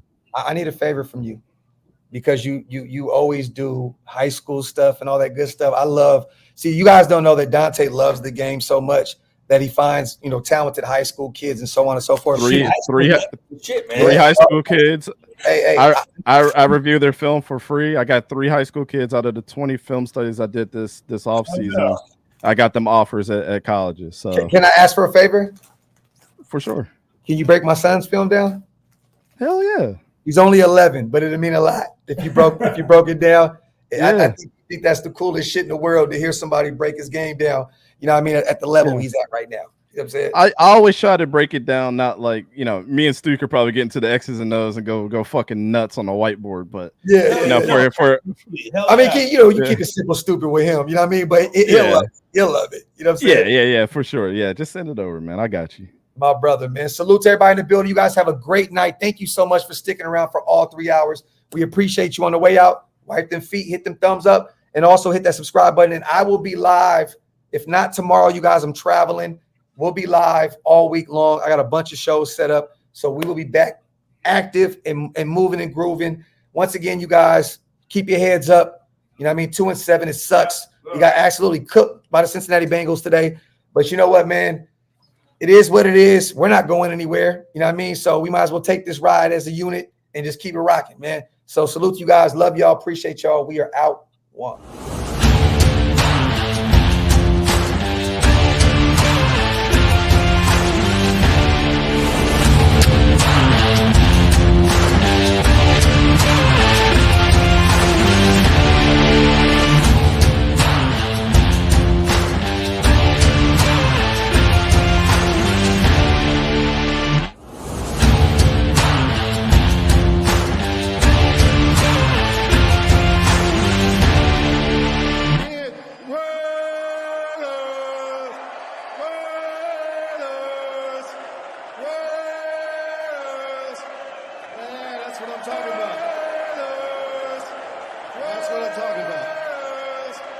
Jerome is coming up and he's going to blow the house out, but I have to get that in.